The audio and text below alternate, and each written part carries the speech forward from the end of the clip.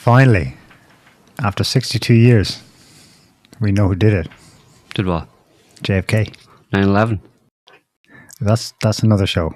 This week is JFK Files, right? Yeah. They've been released. You read them all? All 77,000 of them. Mm-hmm. Is that the volume we're talking about? Yeah, apparently. I heard 80, but yeah, that's about the same. You went through them all, and what's the with a fine tooth comb. Yeah. Give us the lowdown. Turns out I can't read. Turns out you're dyslexic. You're dyslexic. Found out you're dyslexic. Yeah. Yeah, no, it was the latest update that I saw from Tulsi Gabbard on the 21st, so 2 days ago, was that they dropped an additional 13,700 on top of the original dump that was on, Wednesday or something. So bringing the total to 77. I've just been waiting for the real autists to do their thing. You're not autist enough. No. Maybe you're right. I'm not sure. A mainstream media summary of the basic facts is that there's around that figure in total of pages, 77 something thousand. About 2/3, 63,000 and some have come out so far. So there's another, presumably it's in roughly 3 sizes. There's another tranche to come, and then that would be it. So there's nothing else in the US government vaults at all after this. Okay. So she gave a second tweet saying that there is a small number of files currently only available for in-person viewing. But they're working to digitize those, so that's probably what you're talking about. Okay. The extra ones that have yet to come out. So there's still some to come. Also note that and the good ones come last, right? The good ones come last. Yeah. I love the AP's write-up. They're mostly unredacted. Okay, but they're not completely unredacted. Or at least they contain blanks from 30, 40, 50 years ago, whenever it was done. Mm-hmm. Presumably, the implication, no one's talking about it, but presumably it's implied that the rest of that page that just goes white is cut off. It's gone. No one has the rest of it. Doesn't exist. Which is what some people were saying, as far as this is like searching for a needle in a haystack where the needles have been removed. Right. Yeah. Unless it's done very, very clever. I doubt it, though. I doubt the redactions have taken place today. I think we're seeing documents with blanks where the text that remains is super fuzzy. It's been written over. It's been fuzzy because it's been Xerox photocopied so many goddamn times. That's why they're hard to read. So you're seeing, maybe it is indeed the best of what we got left. All of it. It's supposed to be all of what we have left. Yes, our title's a bit facetious, of course, of this week's show. It's not solved. I would note, though, that the first thing that struck me when I saw the conversations about it on social media was everyone's talking about Israel. I was like, wow, is it that obvious? From what are they looking at? So I eventually got around to looking at, okay, yes, Israel mentioned there, but it doesn't say something like, and then our guy sent the weapons from this guy, like a Mossad guy, to go sort out that thing in Dallas. Yeah. Because there's nothing like that. Yeah. One thing that was cited a lot during the week by peeps online was in one of the documents, there's a specification, a request that all mentions of Israeli intelligence around this topic, and the topic wasn't the JFK assassination directly, but this came out with the JFK files, so presumably there is a contextual reason for that. Mm-hmm. Please ensure that all mentions of Israeli intelligence be redacted in future. So people jumped on that. And yet here it is, unredacted. Now we see, and that was it. It was busted wide open. I can see why that's interesting, but you look at the date on the document in question, it's like 1978. You know, long afterwards, and still a long time since between then and now. You don't happen to remember what it was in reference to? I remember seeing it, but I didn't grab it, unfortunately. No. So I can't remember what it was referring to, because there's a number of things that, like, I just, instead of going through these files, I started reading Michael Collin Piper's book, The Final Judgment. Good book. And he's, he lays out a whole bunch of different connections between the Mossad and Meyer Lansky, and how they all were in on it together. So he didn't even... Yeah. Is that the essential claim he's making? Israel did it? Well, I know he was the first to even go in that direction. Yeah, so he was the first definitive way. He claims it in his book that he was the first person to go in that direction, at least like in print, because later on he started talking about how different, like, Congress people who are working in other countries would come to him and say, like, essentially that, people need to be looking into Israeli involvement in it. So yeah, his essential claim is that the Israeli or the Jewish mob in the U.S. run by Meyer Lansky worked with the Mossad and the CIA, both, to get it done. And the CIA and the Mossad were using the Cubans as well. So it's like, his other point is that, like, everybody's right in the sense that, like, yes, the mob had a hand in it, and yes, the Cubans had a hand in it, but it was the missing link. The missing link was the Jews. Yeah. And the question today, and you see, that's hence why it was the number one conversation about the files, at least on X, was Israel. Yeah. To the exclusion or the omissions of all the other moving parts. I'll give you a quick summary of I think, the best, the specific claims that or things we learned from it. I've already mentioned one, an interesting document. That's kind of a meta document, a kind of internal communication going forwards. Let's not mention Israeli intelligence. That's that's not nothing. Don't mention the man behind the curtain. You mean? Right, if that's what it is, eh? This has already been. Everyone knew about this, but it is the first time we're seeing it, and God knows why. Like 62 years, it had to be not published.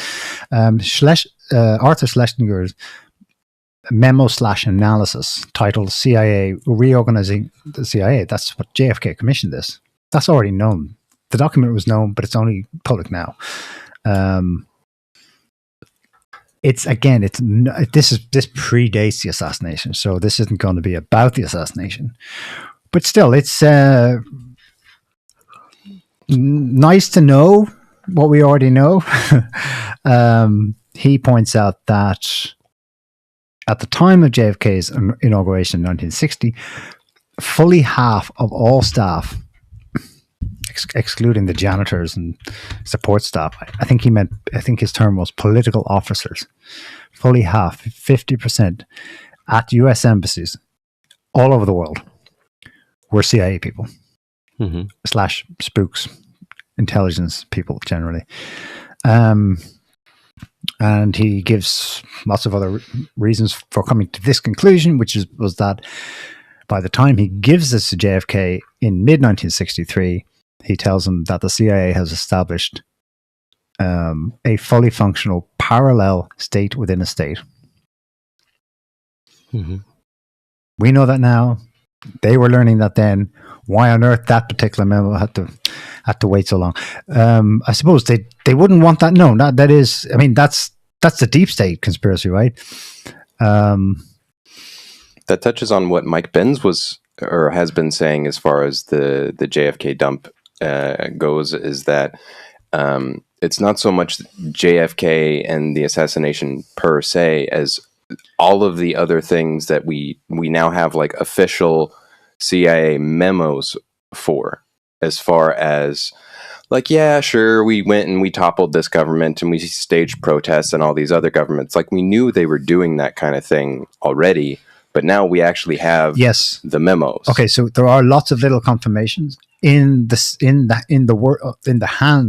own hand. Yes, yeah. By actual CIA staff of coups, psyops, examples of countries where this took place. Fake news. The quote was, "We want to penetrate and disseminate information in all global media as far and wide as possible." Again, that's like dirt to us, because we know, looking back through history at the other end of the telescope, that's what happened. Mm-hmm. But still, it is new to get it in their own words. And more, there was something about a scheme to poison crops. Was that in Cuba? I can't remember where. Poison the food supply, not just, target the political leadership, but actually wreck a country's food supply. The last big one for me that actually is something new, because it was already known about and we didn't have it for about 50 years, is the deposition transcript of James Angleton. He was the CIA counterintelligence chief. He testified in secrecy behind closed doors to the Senate Church Committee in 1975. And it is interesting that there are at least 6 or 7 pages where he's specifically being asked over and over about Israel. Then probably by then they already knew what is known now, thanks to other research, even without this testimony, that James Jesus Angleton was the key link between CIA and Mossad. Yeah. The answers, people, they zoomed in on some stuff, but James Jesus Angleton is like the most evasive figure ever. There's spooks, and then there's him. He's never going to say, "Okay, yeah, you got me. You got me." Jefferson Morley wrote a biography on him, and he called it "The Ghost." Mm-hmm. Like, even when he's there, he's not there. So there's nothing really damning in his testimony.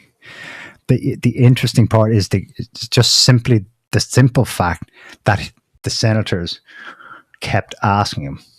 Mm-hmm. And then at one point, when he's stumbling to give an answer, you see in the transcript, so this is already a secret, behind closed doors deposition. And then the transcript says, "Okay, break for off the record." And we don't know how long that took place. And then, okay, back on the record. So that's how frustrating it is to go, "Oh, there we go.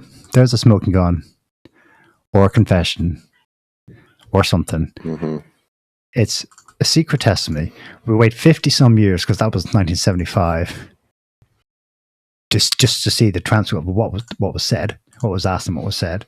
And even then, within it, they take timeouts. Layers and layers of obfuscation. This is James Jesus Angleton. He was in a documentary or something. I think this is actually it. So there's James Angleton secretly helped Israel obtain nuclear weapons, defying Kennedy's wishes. Should play that video on the left.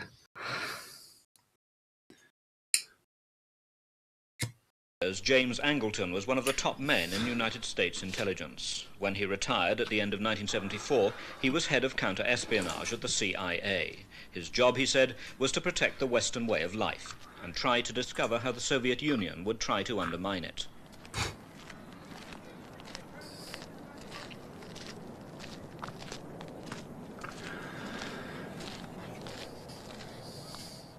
Fighting global conflict, where one system is trying to change the other system. So wherever the obstacle is, executive action would come into play. Department 13. Department 13. You say that the KGB use... Is that it? No. James Angleton was one of the top men in United States intelligence. When he retired at the end of 1974, he was head of counter-espionage at the CIA. His job, he said, in global conflict. Back a bit. There you go. The wilderness of mirrors.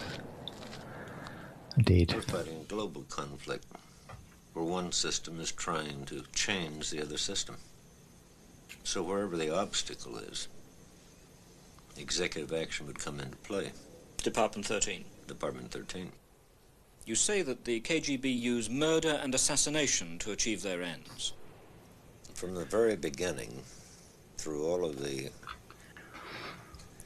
different transformations from the Cheka, Ogpu, MVD, NKVD, KGB, KI, and whatnot, murder, executive action, what affairs is... Yeah. That's a longer documentary, but obviously it doesn't reveal anything. Yeah, I mean, what do you call them?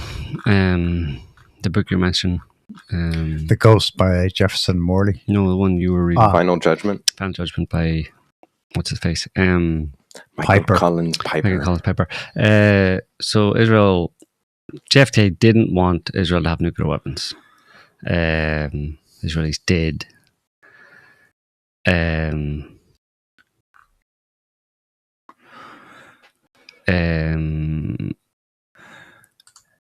Israelis got. That's what he was being grilled about, by the way, in his testimony. The extent of U.S. assistance to Israel's nuclear program. Israel almost certainly, first researched by Piper. I don't know if there's any been additional confirmation since then. Almost certainly got the materials I think from that nuclear plant in Pennsylvania. There was the whistleblower, the nuclear weapons whistleblower, who came out. Oh gosh, what's his name? It starts with a V. Vananis. Vinishinu. Yeah. Something like that. Yeah. He actually. Vanunu. Yeah. Vanunu. He is the one who actually still under house arrest. Took the pictures of the nuclear weapons facility and the nuclear warheads and all that kind of thing. And Mordechai Vanunu. Yeah. Yep. So there was confirmation of that aspect, and I don't know enough about his whistleblowing to say how much of it was a confirmation. Oh, Israel has nukes. That's definitely like. Oh yeah. I suppose the key question here is: was the nuclear issue what got JFK killed? Was it the reason, or the primary reason, or the most urgent and pressing reason? I think it's confluence of interest. No, you mentioned earlier on about they were realizing at the time, you said 1978, that the CIA was a state within a state. No, he wrote that in 1963. Right, in 1963. But before JFK, before he was killed. So that obviously, gives credence to the fact that, and the CIA had been around at least since for 20 years previous to that, in one form or another, have been developing, and then, became fully formed, I suppose, after the war. So give it, 20 years at least. So they had 20 years to establish themselves as that kind of a state within a state. And by the time JFK was president, he was trying to reverse that. Well, obviously became very aware of it in the same way Trump became very aware of it when he came in 2016 and all the kind of stuff that went on there. But at this point, like in 2016, it's so much more developed than it was in 1963. But even in 1963 or 1962 or 1961, when JFK was there, he was very well aware of it, and decided that in the same way kind of Trump and any normal person coming into the presidency, having won an election by popular vote in the US, gets to be president. Okay, I'm president now. I'm the decider in chief, right? I get to do stuff, and then you find out no, you don't. You have to jump through all these kind of hoops, and you have to listen to other people who know better than you, and you have to follow the established policy that these intel operatives, intel types, follow their policies. Basically, you don't get to really decide your own policies unless you just go along with their policies. Basically, if you push back against them in any way, then as who said it? Schumer said it. 5 or 6 years ago about Trump, they've got 6 ways from Sunday to get back at you. That's 6 different ways from Sunday, whatever that means to get back at you. Obviously, we know he said that during the transition period, 2016, when he was amazed that Trump had refused intel briefings. Right, exactly. And then you're in trouble. So he said that just before. So the president comes in and says doesn't want intel briefings, and the CIA, which supposedly acts at the behest of acts on the orders of the president, they're going to be very, very annoyed if you don't want their intel briefings, i.e. them telling you what to do. And then they're going to use one of their 6 ways, or any number of their 6 ways from Sunday to quote unquote get back at you. Last July in Butler, they tried to JFK. Pennsylvania. That's one of the 6 ways from Sunday. Probably, presumably, this whole thing is bullshit. Like, anybody who gives a cursory glance at this whole thing is bullshit. Why is this even being discussed? Like, what are people waiting for?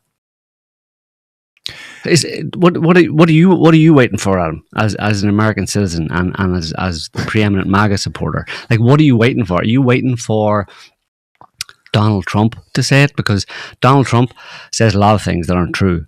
So him saying the CIA killed JFK, you might be happy about it, but a lot of people wouldn't take it as a given, right? So the whole world supposedly would like to know, and the whole world, well, at least all of America, let's say, because it particularly relates to the American people, all of them would have to be given evidence that the CIA or Israel or whoever was involved or were responsible for killing JFK.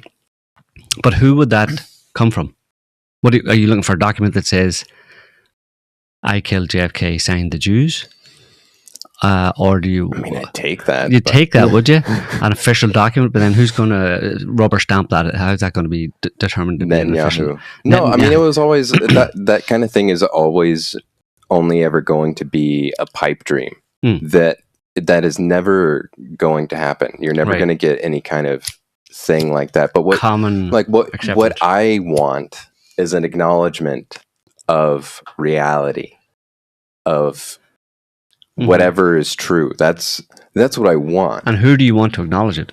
Everyone. You want? That's reasonable. I want total compliance. You'd want it to be commonly accepted and commonly understood. Yeah. But if that were to be the case, then a lot of things would change. You know what I mean? I mean, people can't do that.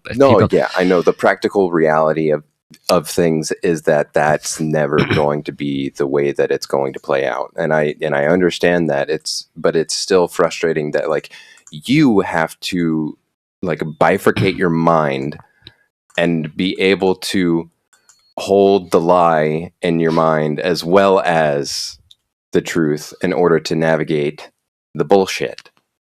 Because once you find out what's true, then you're like, oh my God, it's true, tell everybody. But that doesn't really work out well when no one else believes it. So you have to go along with the lie as well. So you have to go along with the lie. Yeah. Well, what stands out for me is like this is the current, so he's a cabinet member of Trump's administration, so he's like a high level position in the government, and here he is on some podcast. It's not the first time he said it multiple times on different podcasts in recent years and right up until the present day. This is RFK. He's the secretary of HHS, Health and HHS. Yeah. Health and Human Services. Yeah. HHS. The bullets that killed my father. Go ahead. So he's talking about his father, RFK Jr., who at the time was a senator. What position did he hold in Attorney General? His father, RFK, yeah. His father, RFK. His father, who was at the time, was he still Attorney General, or did he drop the Attorney General to he was back he was senator. He was running a Senate, but he had been Attorney General before that under his brother, JFK. So this is RFK, like I said, high-level member of Trump's administration, saying this for, the umpteenth time about his father, RFK, who was also assassinated 3 or 4 years after JFK was assassinated. Here he is telling ostensibly the whole world what actually happened. Father, according to Thomas Noguchi's autopsy report, Thomas Noguchi was the most important coroner in American history, and my father's autopsy is called the perfect autopsy. Noguchi knew that what had happened in Dallas with my uncle, where the autopsy was completely botched. And so he wanted to make sure nobody, to avoid all that criticism. So he flew in the chief coroner of all the armed service, every branch of the armed service, and a lot of other famous coroners, and they all sat in the theater and watched him perform the autopsy. And what his autopsy found is my father was shot 4 times from behind, never from in front. The shots, one of the shots passed harmlessly through his shoulder pad. The other 3, 2 lodged in his back. The other one was right behind his ear.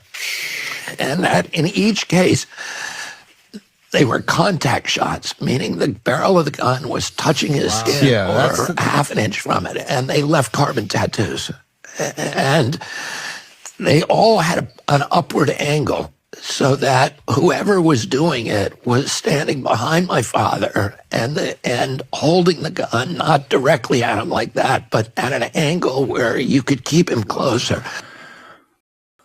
So there you go.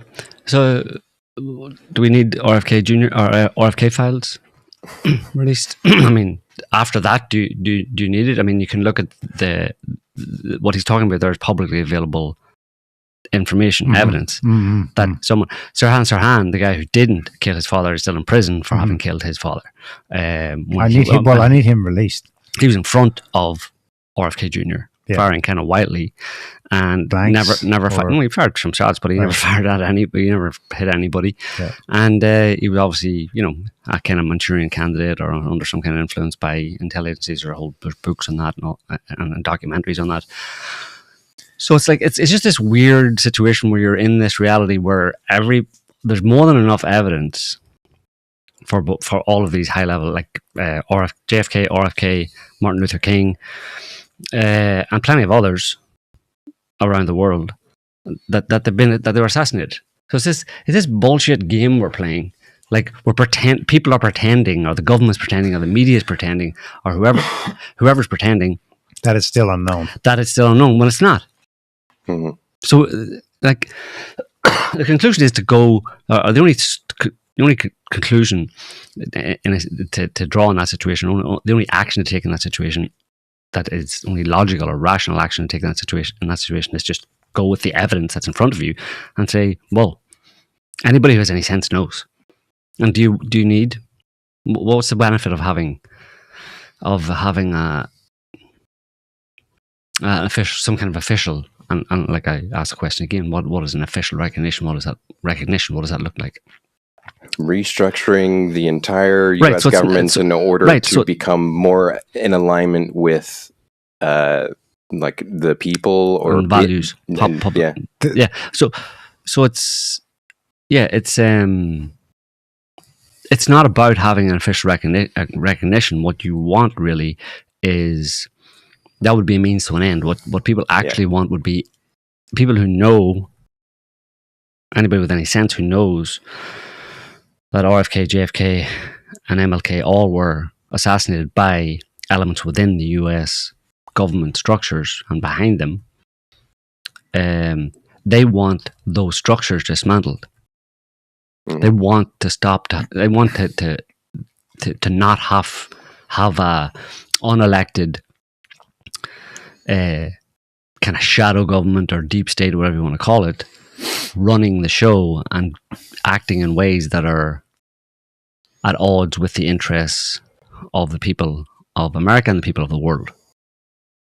I'll forgo any official recognition, except in the sense that might be a means to an end to that happening. But you know what I mean? So it's like, it's very small. Like an official recognition without massive systemic change would be irrelevant. Yeah. So what you actually want is massive systemic change. And you're not going to get that.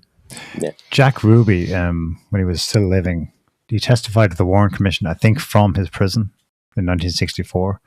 He said a lot of interesting things, but one of them was, quote, "A whole new form of government is going to take over the country," end quote. Was that before or after his visit from Jolly West? Jolly West? Don't know. That would be interesting to know. Who said that? Jack Ruby. Oh, yeah.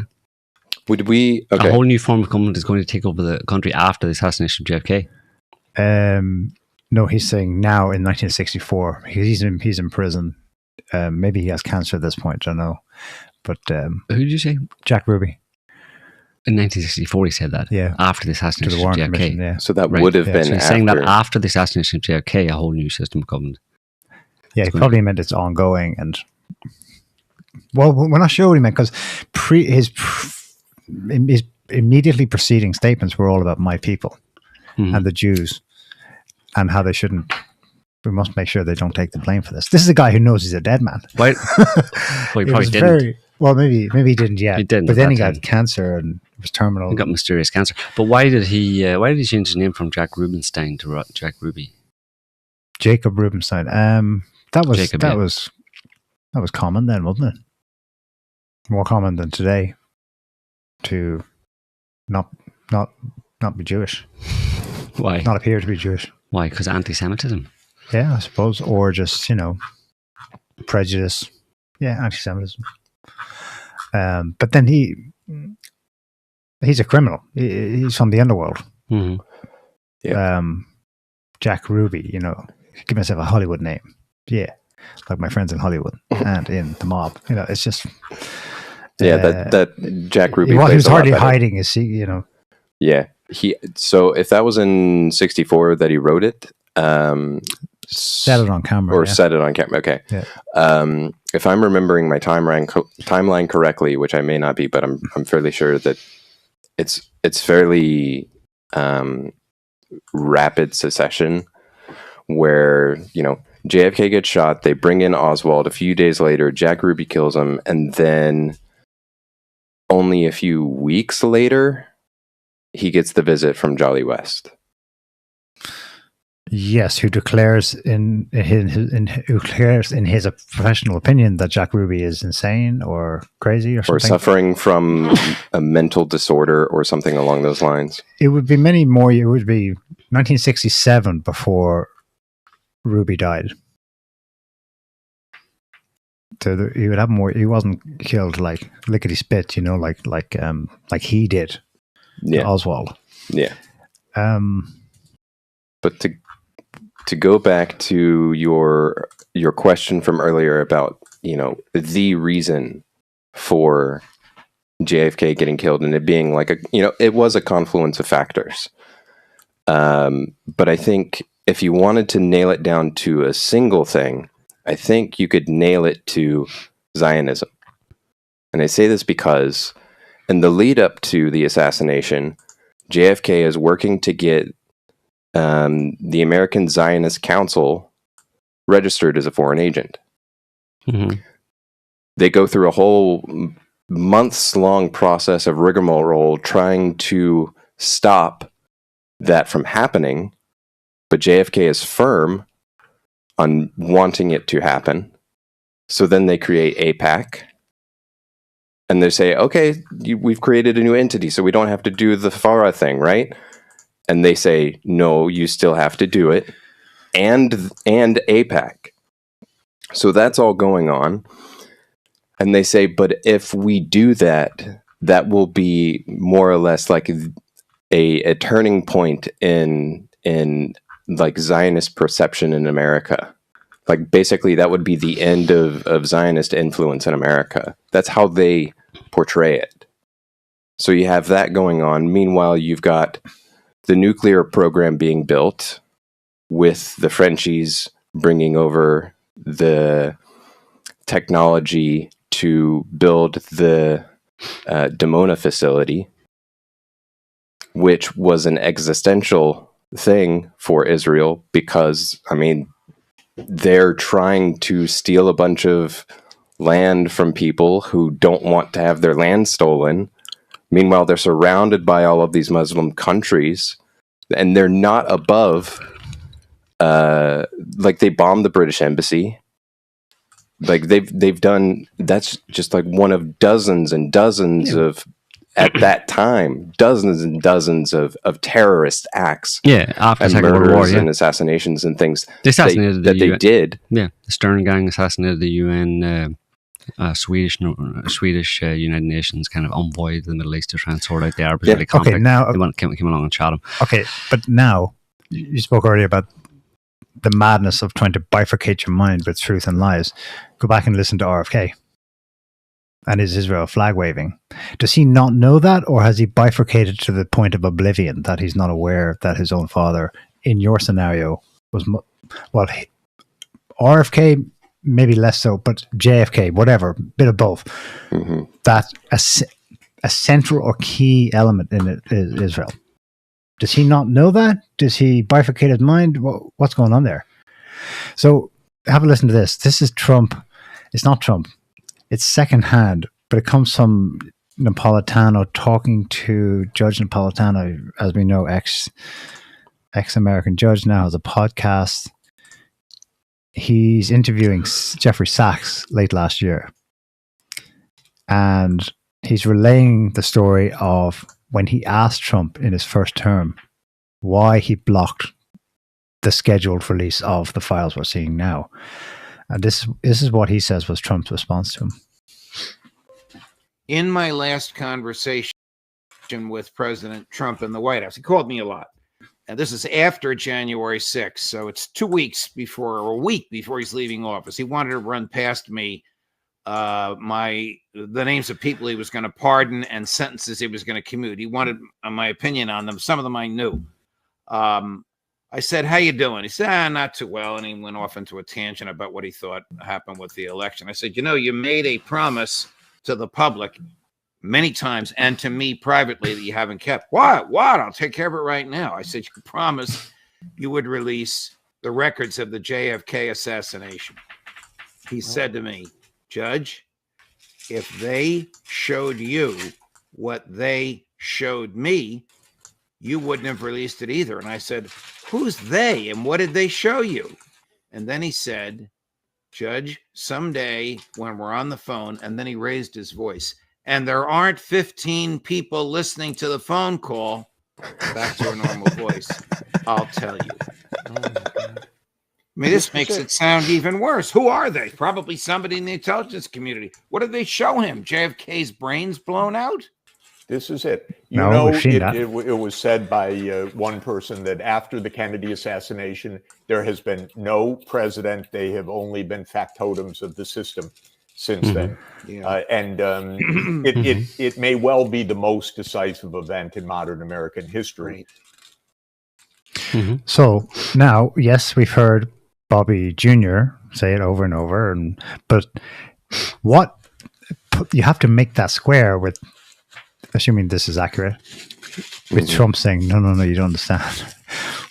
This can't go out there. This is so fucking dangerous. Yeah.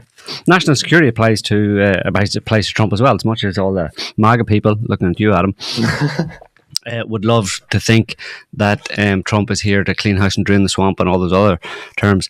The fact of the matter is that he's well aware of that there's a deep state. He got very familiar with it, at least its manifestations in his first term, and he knows that there is an unelected bureaucracy, let's say, or an unelected government behind the scenes that runs the show and has a lot of power, and he has to work within it. He's not going to. There's no draining of the swamp happening. If you define the swamp as that clique of intel, government advisor types, unelected career bureaucrats, career politicians who have been working behind the scenes for a very long time, that swamp is not going to be drained ever. And Trump is aware of it, and Trump is working within it. Yeah. He's doing what he's doing because he's being allowed to do it effectively. But he has to, that's obviously deep conspiracy theory in a sense, but I think that's more likely to be the reality of the situation, that the path that he's on and what he's doing, these people behind the scenes who actually run the show figure, well, we can work with this, basically, we can let him do this, and they maybe even see that the stuff he's doing actually facilitates some agenda or some plan they have. And of course, at any time they can insert something into the equation to upend anything that he does. But you have to offset that with the fact that they attempted to assassinate him last July. Mm-hmm. That suggests that they really would have rather that he not be president, not have to deal with him. But for whatever reason, he survived, and they decided, okay, well, so there is a bit of pushback that can be affected against those kind of people, but that doesn't mean that they've gone away or they've been defeated. Far from it. And the whole idea of national security that people complain about when the government uses, we can't release this information because national security concerns, that applies to Trump as well. He would have to consider the implications of full disclosure, or whatever he was whatever he was referring to when he talked to Napolitano there. He has to factor in the implications of what effect it would have on the country as a whole, and the stability of the country as a whole, etc., and his own presidency, let's say, if those kind of certain information, full disclosure were to be revealed. And full disclosure is not, what is that? Is the names of the specific people, or is it the name of another country? Well, it's probably Israel. And it's probably also the extent to which, because look, Trump can't turn around and say, give the full disclosure would be, look, there's been a clique in this country, like you said, a whole new form of government is being formed, a deep state behind the scenes that has been running this country for a long time, and they have a lot more power than the office of the president, a lot more power that Trump have, and they are the ones ultimately, obviously, they can start wildfires in LA and get away with it. They can do lots of different things, and they are the ones who are behind. They can assassinate presidents. They tried to assassinate me last July. They assassinated JFK. They assassinated RFK. They assassinated MLK. Imagine he comes out with that. The whole country's going to go, well, if everybody believes him, which is dubious because it's come from Trump. His MAGA people would believe him, but the rest of the country wouldn't. Mm-hmm. But those ones that believe him would immediately demand that something be done about this. Yeah. And that's then Trump is put in a position where he can't do anything about it. So why would he reveal to the public information that, by definition, necessitates action that he cannot take? Meanwhile, in the real world, assuming these two things are connected, the doings of Trump, at least as far as foreign policy is concerned, are giving Israel everything it wants. Yeah. You've got this divergence, that's off the charts. It's it's like basically you've got an awful lot of, for all these quote unquote conspiracy theories, the big conspiracy theories, you've got so much circumstantial evidence that any rational person would go, well, yeah. It's kind of like saying, I don't know,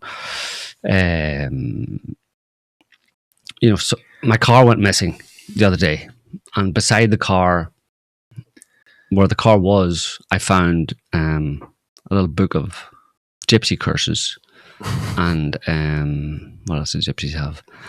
Trinkets. Some trinkets, and really gaudy crucifixes. Yeah, some, whatever, some kind of really obvious circumstantial evidence that points to the perpetrators. But there's no court case, there's no actual conviction, etc. Because they're a protected minority. Yeah, that's the weird thing, is that the average person, if it was a mundane case of some kind of crime that happened to them or that they knew of, and they saw the level of circumstantial evidence to a local crime that there is to these bigger crimes, they would have no problem concluding very likely who it was, and then they would adapt. They would adjust their opinions and their perspectives to, okay, if they conclude that it's gypsies did this, then they're going to be wary of gypsies from now on, and they're going to have a bad opinion of gypsies, and they're going to pass it on to their kids. They're going to tell everybody, and everybody in the local community say gypsies. Yes, I know I'm being very anti. Unless that person is a very woke retard, right? Yeah. Who was like, no, I can't say who it was, even if I suspect, right, and think I know. Even who if it's it was. staring me in the face. Even if even if I'm watching them do it and have it on CCTV, I can't say it that must be his upbringing, his culture, because of discrimination and wokeism, which is the same situation here, at least as pertains to Israel. You're talking about because of anti-Semitism. Exactly. So it's set up in advance. So, but the point about that is that even when you see, if you have any sense at all, when you see that anti-Semitism is a pre-made block to anyone commenting on or drawing the obvious conclusions about the actions of Israel or the Israel lobby or the Israelis in the world, well, that's simply that. Sure, it stops you from, let's say, publicly saying what's very obvious, that they are responsible, but it actually adds more evidence to the fact that they are responsible. You know what I mean? If I'm a criminal, and if I have the means to do it, I will set up something. Powerful criminal, and I will set up something to prevent people from accusing me of the crime that I just committed. I'll commit the crime, and then I'll set something up in advance, guarantees, insurance, to make sure that nobody can accuse me of doing it. It just points to the fact that it's evidence that this is quite a very powerful group.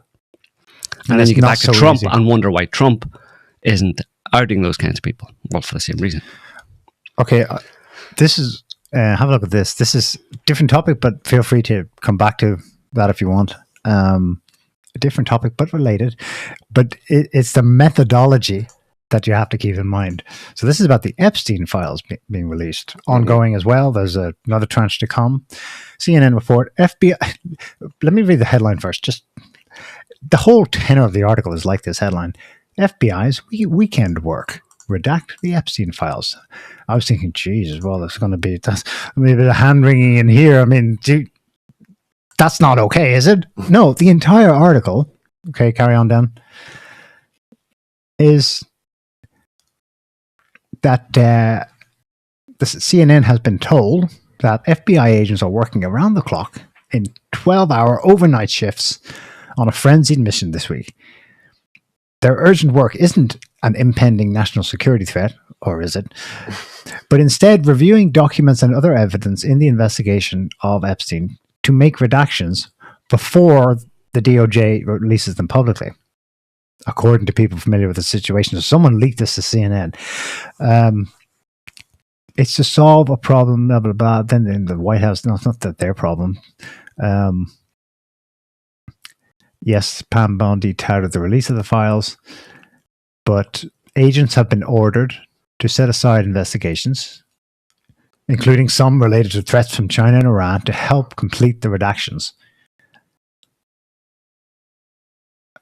That's basically it. They're just letting us know, by the way, we're in the middle of bleaching them before we make them public and commit to Trump's policy. But look, read that part. Go back to that.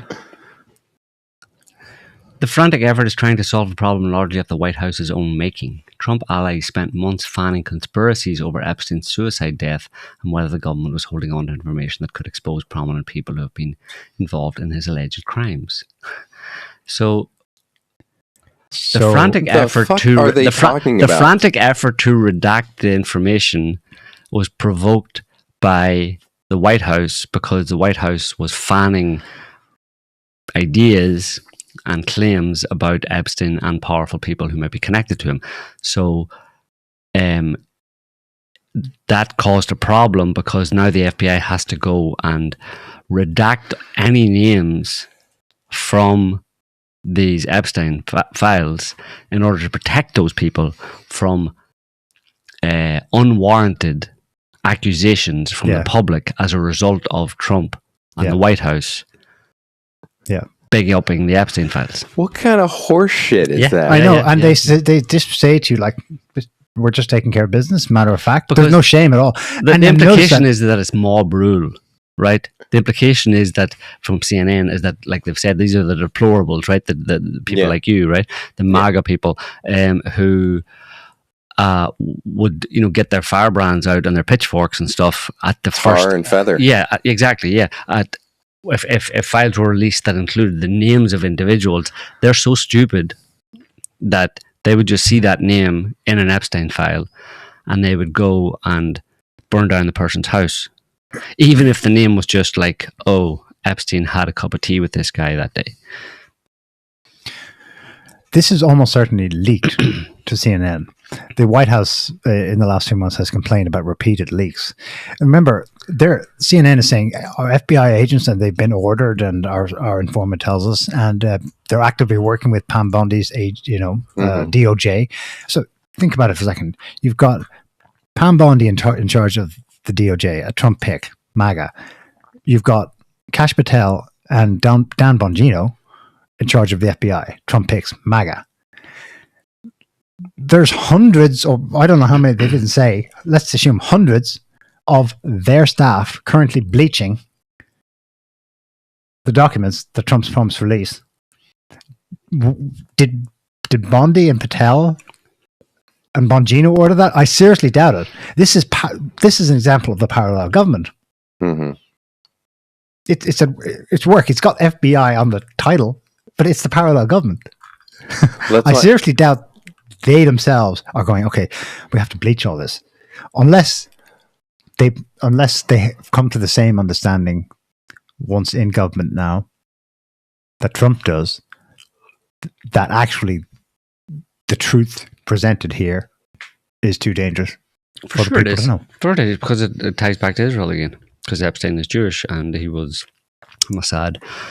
He was running a Mossad kind of honey trap on everybody and anybody. That's what they do.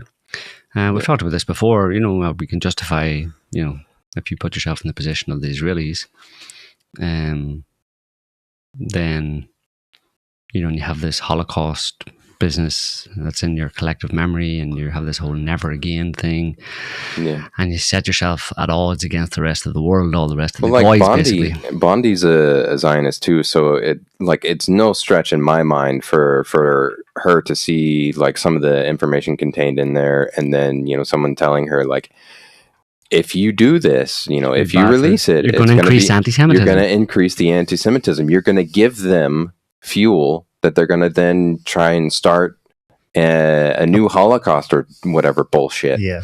But I mean, just like the binder that they released. Yeah.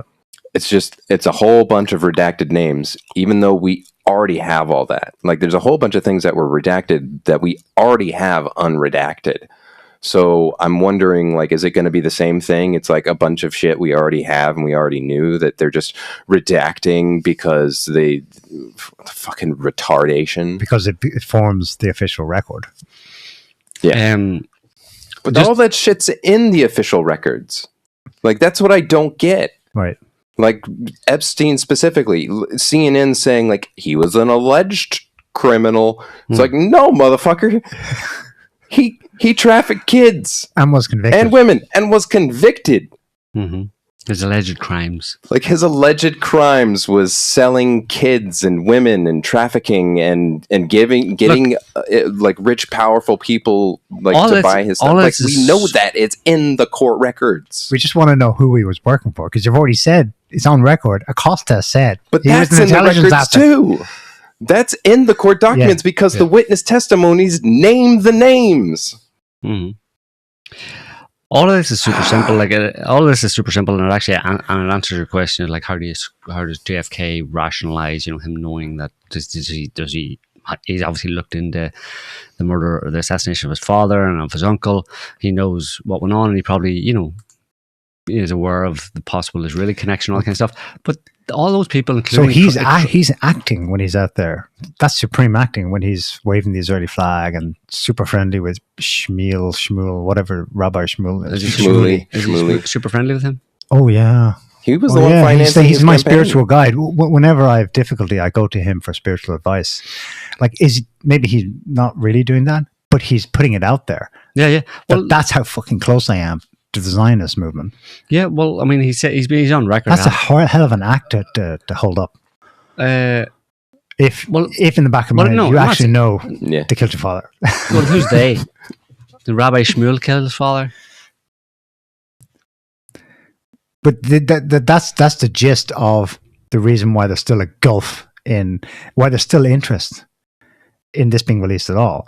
because people, I'm telling you, the first thing that went trending was, okay, where's the stuff about Israel? People doing word searches in the fucking archives for Israel. Yeah, I found one. That's what everyone is.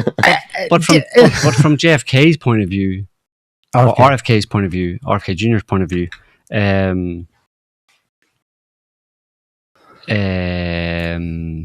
that's what I want to know. Is he acting? But what do you mean acting? Does he know otherwise, but he has to do what otherwise? That Israel is central to Epstein, his father, his uncle, Zionism, maybe 9/11. I don't know about all the others, and I don't know I don't know if he thinks they're central to his father, but to his uncle, he may well be aware of it. But who's he gonna? Is he gonna diss every Jew? Not then? diss, but he's gonna walk away. Like Trump, he goes out of his way to move the chair and welcome BP. It's what we're dealing with here is a display.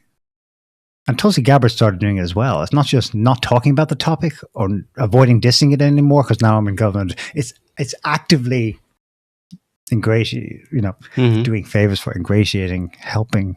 Because they're told to. Putting hands around. Told to by Trump. Posing the photos. Okay. So there is a performative element to it. Bobby Jr. isn't just oblivious to it or disbelieving of it.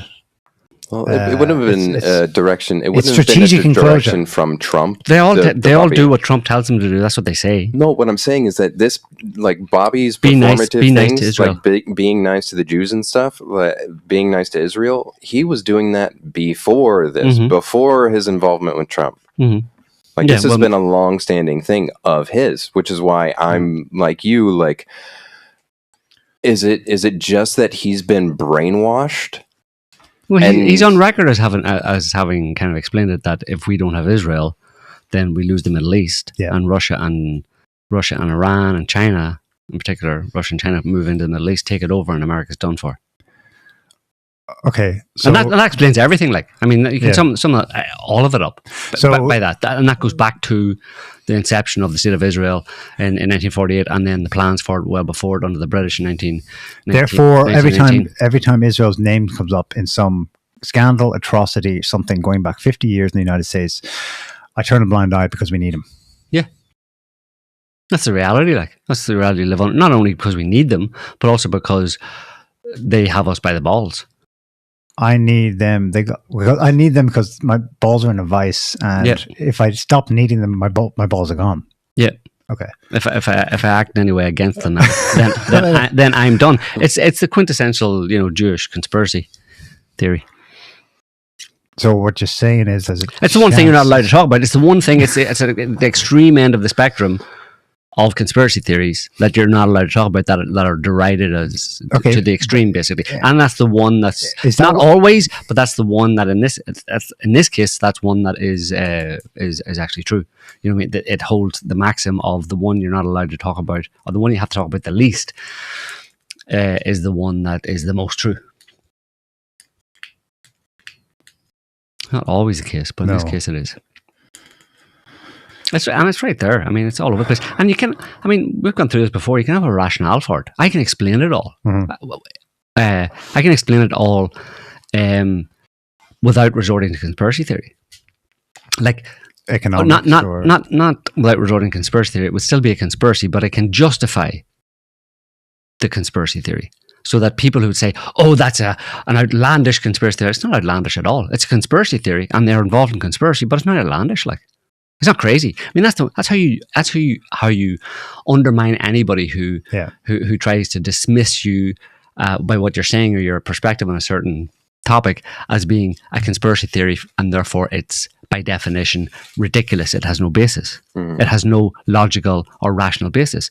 The conspiracy theory that the Jews, quote unquote, control America is absolutely and very easily rationally explainable as to why that situation has come about and why it continues to this day. Yeah. Which gets back to like fleshing out even further what I was talking about before as far as like the reason for the JFK assassination.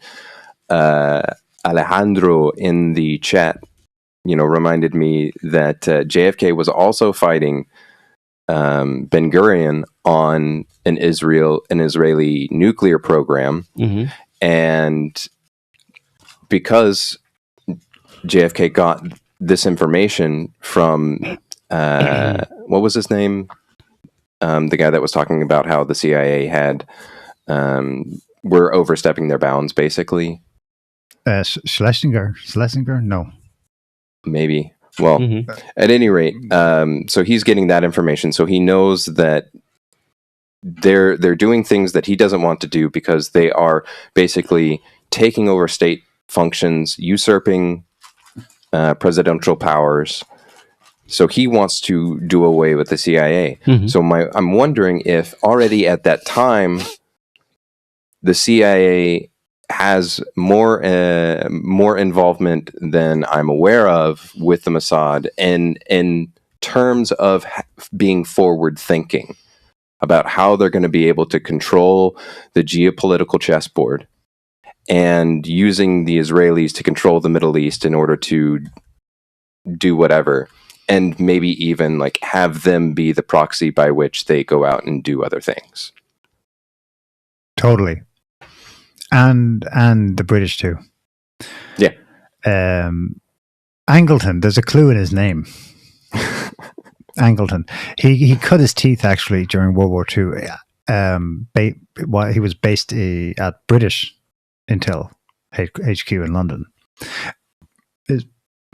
Someone who was officially his boss in subsequent decades under the CIA was Dulles. Dulles was the one going around talking to Nazis, European aristocrats, royalty, pro-Nazi, anti-Nazi, whoever. He didn't give a shit, and setting things up for like the rat run of saving some of those Nazi scientists and bringing them over, all that stuff. That was Dulles. He was out there in Europe. But during World War II, Angleton was based at HQ in London, British military intelligence. That's where he cut his teeth. That's where he would have been introduced, I suppose, to these grander ideas. Because the British there is evidence now that, oh, geez, I know of a kind of a internal policy discussion that was taking place in the late British Empire, in the late 1800s, where they were very forward-thinking. They were frank in their assessment that we can't hold on to this empire land-wise. It's too much. We can't manage it. It's too vast. Here's another famine and uprising in India, and Jesus, it's getting out of our control. And they were forward-thinking. They were thinking about world government situation, maybe a type of confederation of the world under one center. Nah, people will reject that. But that's obviously what they would have liked. Eventually, they did settle on what has become a de facto centralized government, but it's not really in one place, but it's operating out of, and they would have, as Israel came to exist and came online there, it's part of it. So it's part London, it's part Switzerland, it's part Israel, it's part New York, That's how it's, there's no one central actual geographic location, but there is a central point, a kind of a coming together. That's why global domination. In concept, yes, you have one world government and it is one place, but not physically, Yeah. So yeah, that's written about by Morley in his biography on Angleton. This is where he gets these grand ideas, and his eyes light up, and he's like, "This is what I'm born to do." And pathological. Yeah, it's like what do you call him? Cecil Rhodes. Yes, he was key to that. Those late Empire discussions where they realized they had to change tack. They couldn't just hold everything under one flag. It's too apparent. How do we go under for a while, maybe emerge as what became the League of Nations and then the UN? And Well, Cecil Rhodes specifically, when he looked up at the stars, there's a quote from Cecil Rhodes that when he looked up at the stars, he marveled at their beauty, or amazingness or whatever, and but he just lamented the fact that they were so far away that he couldn't colonize them. And he was being serious. Yeah. So it's that kind of mindset you're dealing with, Mm-hmm. Well, there you go. It's basically the JFK. Just to sum up, the JFK files that have been released so far, they kind of reduce, water down, or discredit to some extent the idea that Oswald acted alone, but they focus primarily on Cuban interests and mafia or mob involvement, Cuban involvement and mob involvement in his assassination, but they don't go into, obviously there's not a lot of, clear-cut source material showing actually what happened and stuff. To do that, you have to do your own research. It's kind of ridiculous. There's dozens and dozens of books and a handful of very good books in the JFK assassination and everything around it that you need to read to get an understanding of what actually happened and what actually went on. There'll never be a smoking gun. But the idea that you're waiting on the government, it's like a lazy way out. You know what I mean? You're not going to get it from some files released by the government. You have to put in the effort. Yeah. Fletcher Prouty, I mean, they even had the character who played Prouty in the JFK movie say, nothing is ever committed to paper. Mm-hmm. Yeah. So what files are you waiting for, you know? Yeah. Or if they are, that they're destroyed quickly, you know? Yeah. But people who know, and that's good enough. Yeah. If you can draw the comparison, like, there's been a resurgence of interest in the Manson case because of the book Chaos, which now has a Netflix movie documentary thing about it, which was like kind of okay, but also kind of... It was a bit thin, but yeah, it usually is. But my point was, if you actually read Tom O'Neill's book Chaos and the Manson murder, that there's so much of this in it as well, where it's like so much of it either doesn't exist, and it's not. Israel is not central to that story. No, it's not. And you have the just the people. Like, the people don't talk. You try to talk to them, they're not going to talk to you. And then they die, and then you can't talk to them, so you don't know what they know. Mm-hmm. There's no documents because whatever documents there were either were destroyed or never existed. Oh, there are a few, but he had to work 25 years to get them, yeah. Yeah. There's cases of him trying to go into, like, the public records of various, like, sheriff's departments and things. And whenever someone found out about it, someone higher up the chain found out, he was shut out. Mm-hmm. Yeah. Conspiracies are... Do you remember BLM riots? And then soon after the election, 2020, there was a good documentary, 2000 Mules, which did some clever work to find phone data of the movements of people.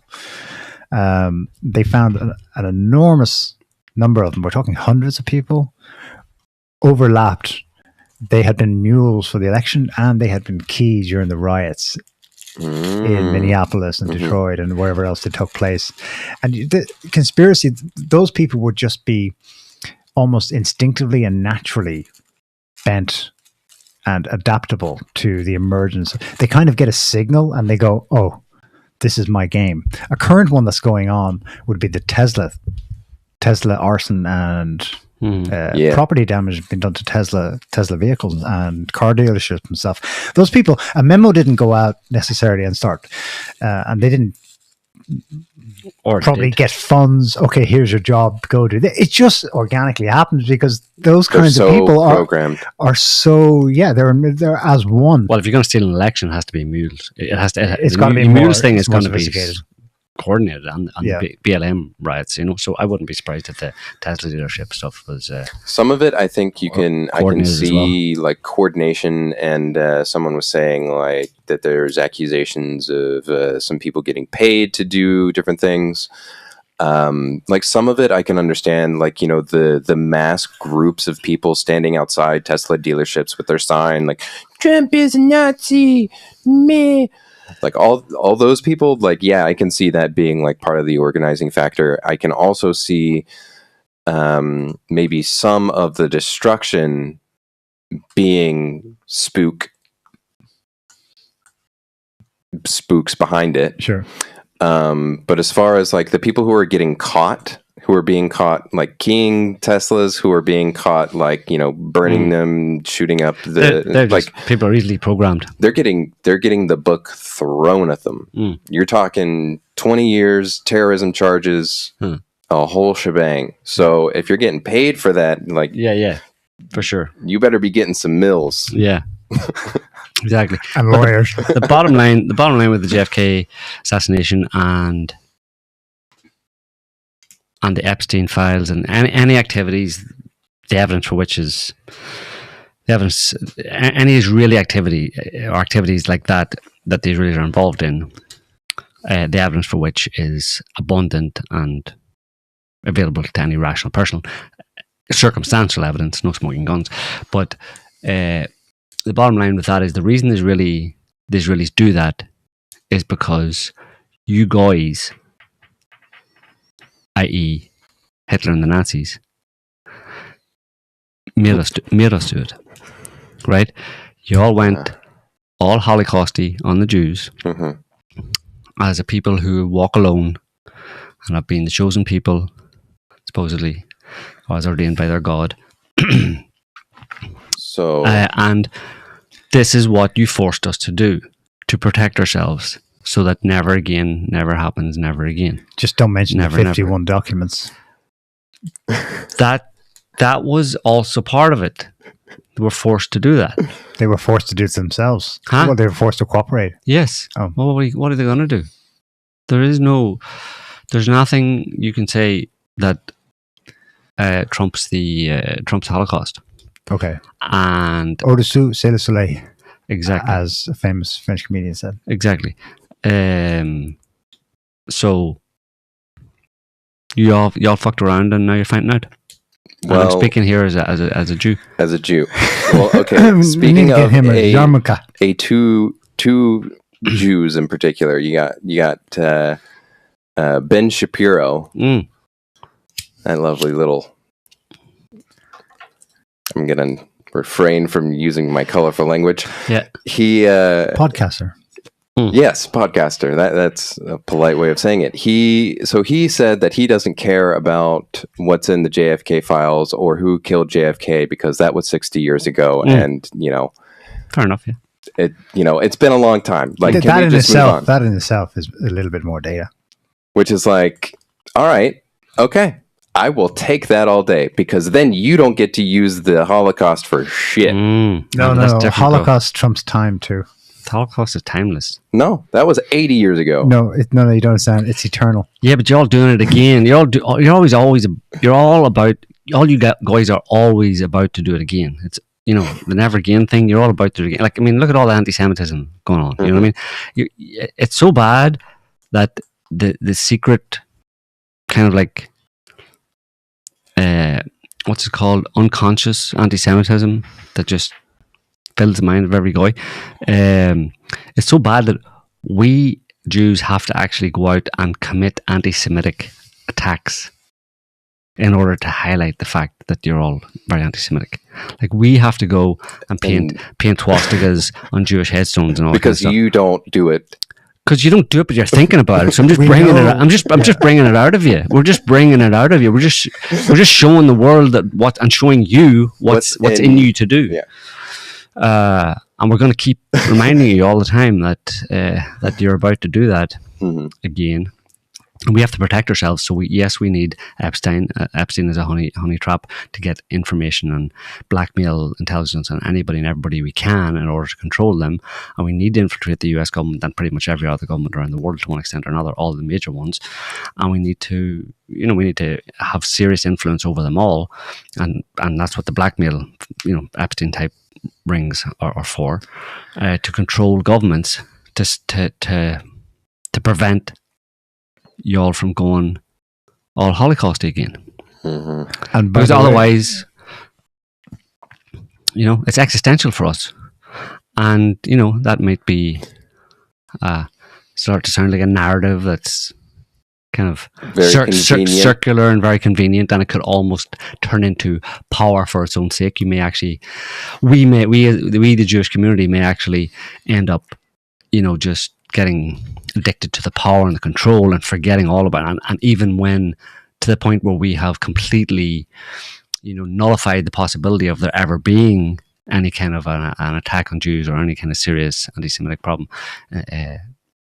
in the world again, well, because we've accrued so much power to prevent it from happening, well, we're not about just walk away. We can't, because if we walked away, then it would happen again. So we have to keep on maintaining the power and expanding the power and control we have.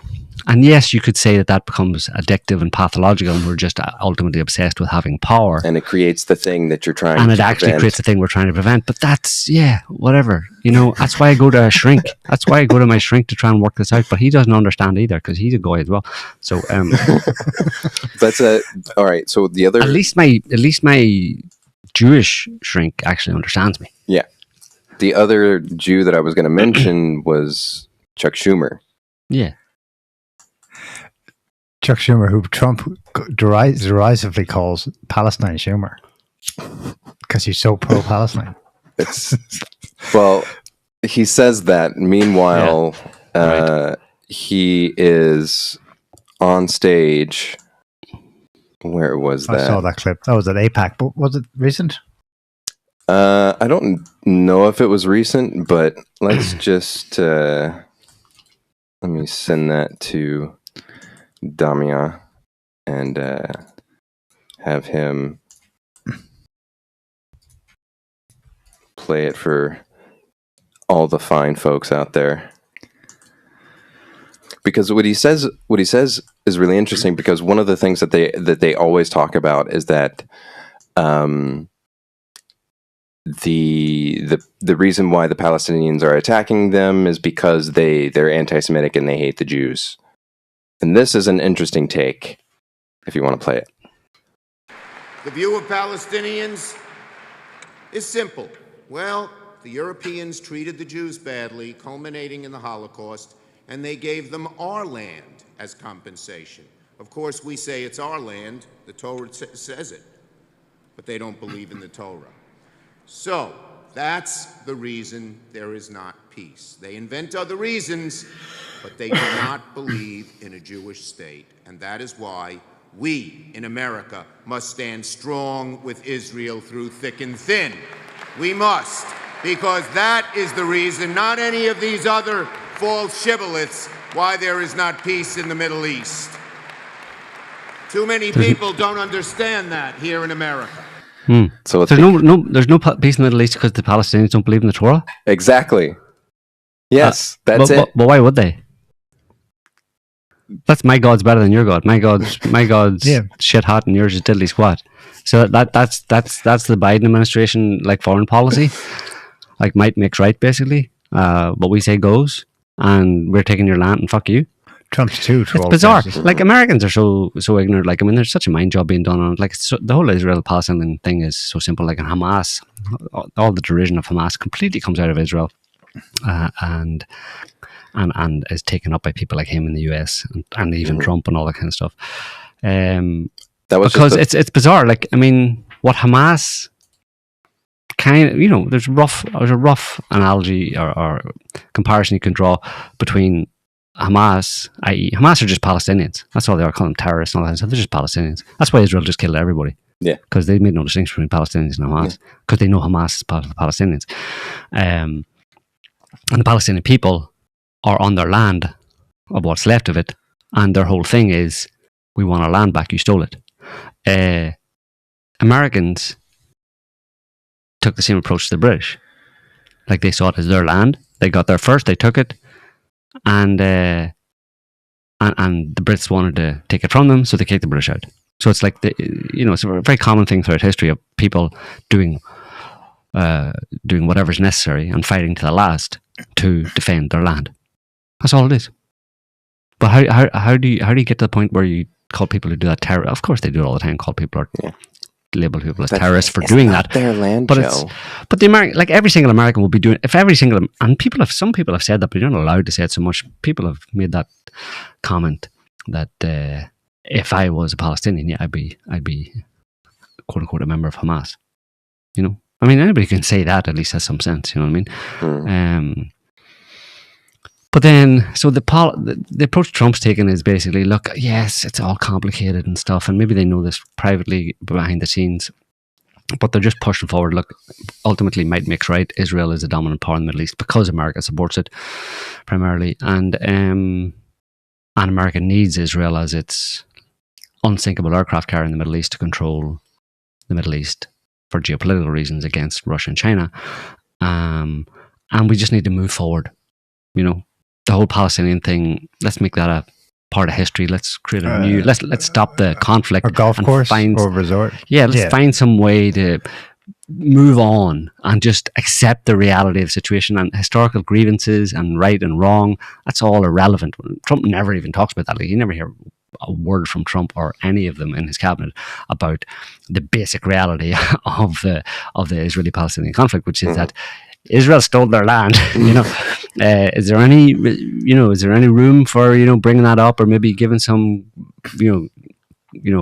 validation to that or whatever, and recognizing they're just terrorists. They just hate the Jews because they don't believe the Torah, or some bullshit like that. It's just so inane. And what sensible person? And I love that his again, like one of the reasons why I found it interesting was because it wasn't that they're just anti-Semitic and they hate Jews and like it's because that's like the idea that you get from a lot of these people is that that's the reason why they're doing it. It's because they hate Jews. They're Nazis.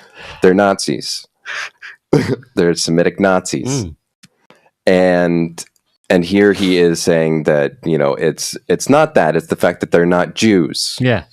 That's why they don't want it, because they're not Jews. They don't believe in the Torah. If they just believe the Torah, then they would be Jews, and then it would be all fine. Which is, God gave this land to us 4,000 years ago. Except for the fact that Russell Gurmerkin astutely discovered that the only way it works for the Torah, aka the Pentateuch, was written in 72 BC, thereabouts. So it's not at the Library of Alexandria. So okay, so it's 2,000 years, not 4. Whatever, it's ours.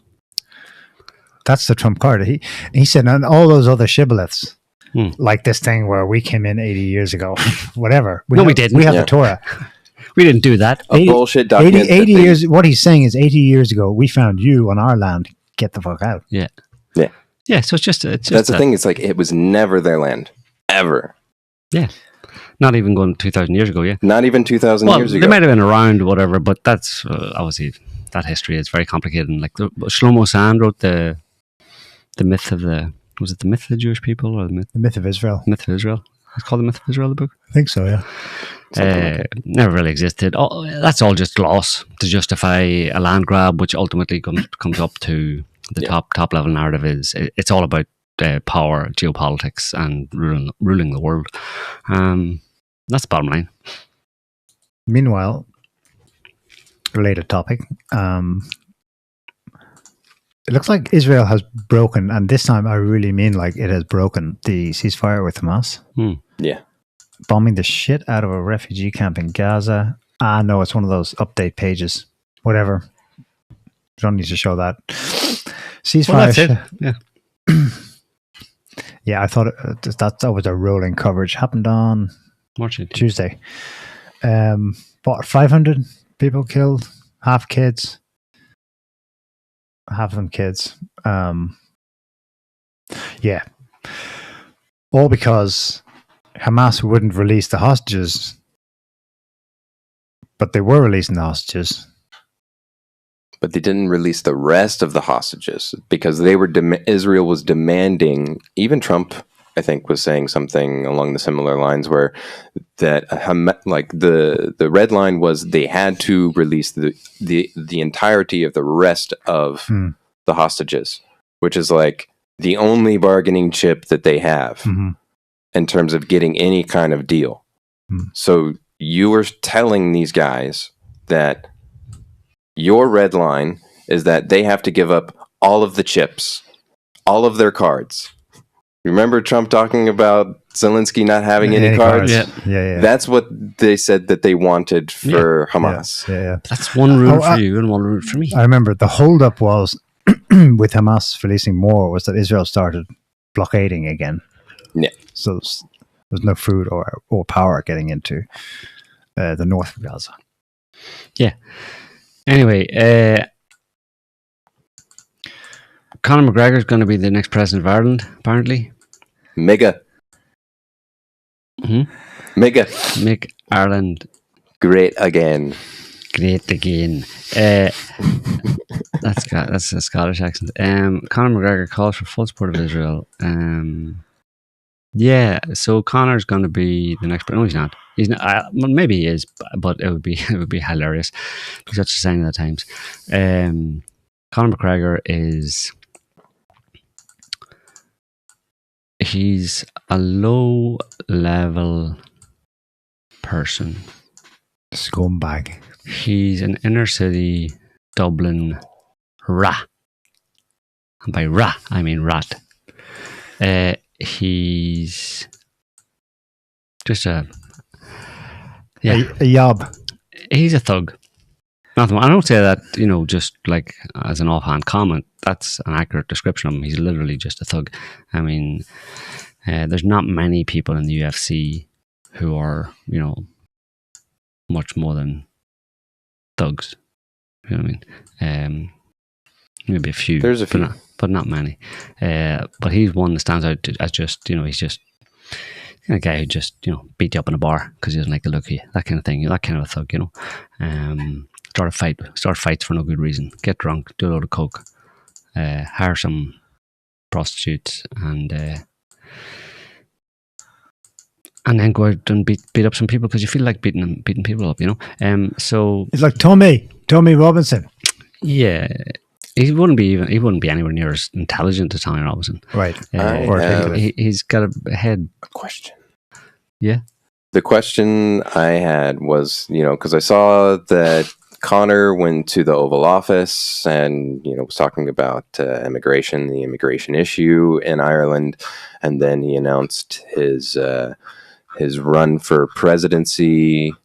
And I was wondering, because a friend of mine was saying that the way that the UK runs is that it's not like the prime minister, and I think it might have come from like Liz Truss, who was saying that it's like Downing Street has the least amount of power out of everything because it's all these local level things that you can't touch. So my question is it the same in Ireland? What, for the president? Yeah, the president is just a ceremonial position in Ireland to a large extent. Okay. So it would only be just the propaganda aspect of it, or as president, he would obviously get airtime and be able to voice opinions on things, and he would voice anti-immigrant opinions and nationalism and all that kind of stuff, which is, a lot of people, he'd get support in that respect. But I don't expect that to change very much anyway, regardless of who says what, who as president of Ireland would say what. That follows economic policies and the policies of the government and even the European Union and all that kind of stuff. So it's someone like him as president of Ireland isn't going to change that. But I think so. Beyond that, I just look at the fact that you would have this low-level thug type person as a president of Ireland, just to be quite funny, really, to be honest, and a sign of the times, a sign of just how far gone the whole situation is. It's become turned into a complete shit show, everywhere. It's a joke. It's clown shoes everywhere, like literally, like super clown shoes everywhere. So you vote for him for the lulz? Yeah, for the lulz. Yeah, for the lulz. And Trump most likely didn't read the room right. He calls him my favorite Irishman. What normally happens is the Irish Taoiseach, Prime Minister, head of the government, is invited over for St. Patrick's Day in DC. Instead, this year that happened a week earlier. And they had a cordial, the usual paddy wackery, good Irish, American cultural and economic relations, clap on the back, go home. And then for St. Patrick's Day itself, this time he had my favorite Irishman over, big photo shoot, smiley faces, and this guy doing his monkey thing in the Oval Office, and then getting airtime in the press room to say his piece, which was good. He's right. It's a big fucking problem right now. Yeah. But the idea that Trump was endorsing him for the upcoming, largely symbolic, but still, office of president in Ireland, and that Trump thought this had a winning chance, it's it's cringy. It's super cringy. This isn't Ireland's Trump. Mm-hmm. He's not Ireland's Trump. He's not going to be. I think we can confidently say that. You were thinking they might get 1 or 2% of the vote. It could be 10 because he's the only currently the most high profile lightning rod for the backlash against wokery and mass immigration. Mm-hmm. There's definitely a yawning chasm in Ireland for someone to come from the right. But if Trump thought he'd help McGregor be it, no, he's a scumbag. He's not Ireland's Trump, not at all. So yeah, it makes you cringe more than go, oh Jesus, yeah, we finally no, this isn't it. So it would be interesting to see him in a leprechaun suit beating the piss out of some immigrants and then shipping them out to wherever. That would be entertaining. There you go. That's all most you can hope for these days is entertainment. Meanwhile, here's more entertainment. BBC News says that member of the royal family, Prince William, British royal family, sends a strong message from a tank near the Russian border. So as Prince William got in a tank in Estonia, and the Russians are quaking. What was the message? Well, the Russians are quaking. It's like, watch out, here comes William. He sends strong message. What did he say? Did he shout over, here we come, you bastards? Tally ho! I want to know what maybe press play. Maybe he says what the message is. Tally ho! Tally ho, chaps! Let's get those bloody rations. I want to hear the message. Oh, it's not actually a video. No, it's not a video. It's a screenshot. What? He doesn't can't say have been that impressive. No, he sends a message by being in a tank, Neil. That's all that's necessary. Yeah, surely you're aware of the power of that. You're kidding. Huh? That's supposed to make the Russians quake. Of course. More so than any words you would say, Neil. This is Prince William in a tank in Estonia. Okay. Right? Gay. Yeah, okay. That's all the message you need. The Russians got that message loud and clear. Well, there's a massive retreat already. Oh yeah. They've left Ukraine completely. Oh, did they abandon Kursk already? They surrendered and give Kursk back to the Ukrainians and on the 4 provinces and Crimea. Wow. Such is the power of Prince William in a tank in Estonia. And the BBC. And then the Germans it's a Stern magazine, yeah. Have this but the original is Würden Sie für Deutschland kämpfen, which translates to would you fight for Germany? So there's the average libtard mind program German, and one side of his face is when he's sitting at home playing video games, and the other side is his imminent call up to the front line. Are they looking to recruit the crazy, like, gay pride, whatever, the ones that were dressed up as dogs and parading, gallivanting around Germany, like this past week somewhere? Furries. The furries. Well, they were they had like the leopard, or not leopard, leather, like dog mask thing, you know. They send those in as attack dogs. Is that?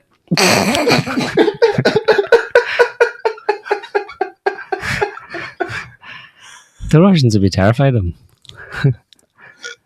Get those guys in their leather dog costumes out, yeah, and on all fours, and they go bounding into Russia and I don't know, climb up the walls of the Kremlin and salvage people inside.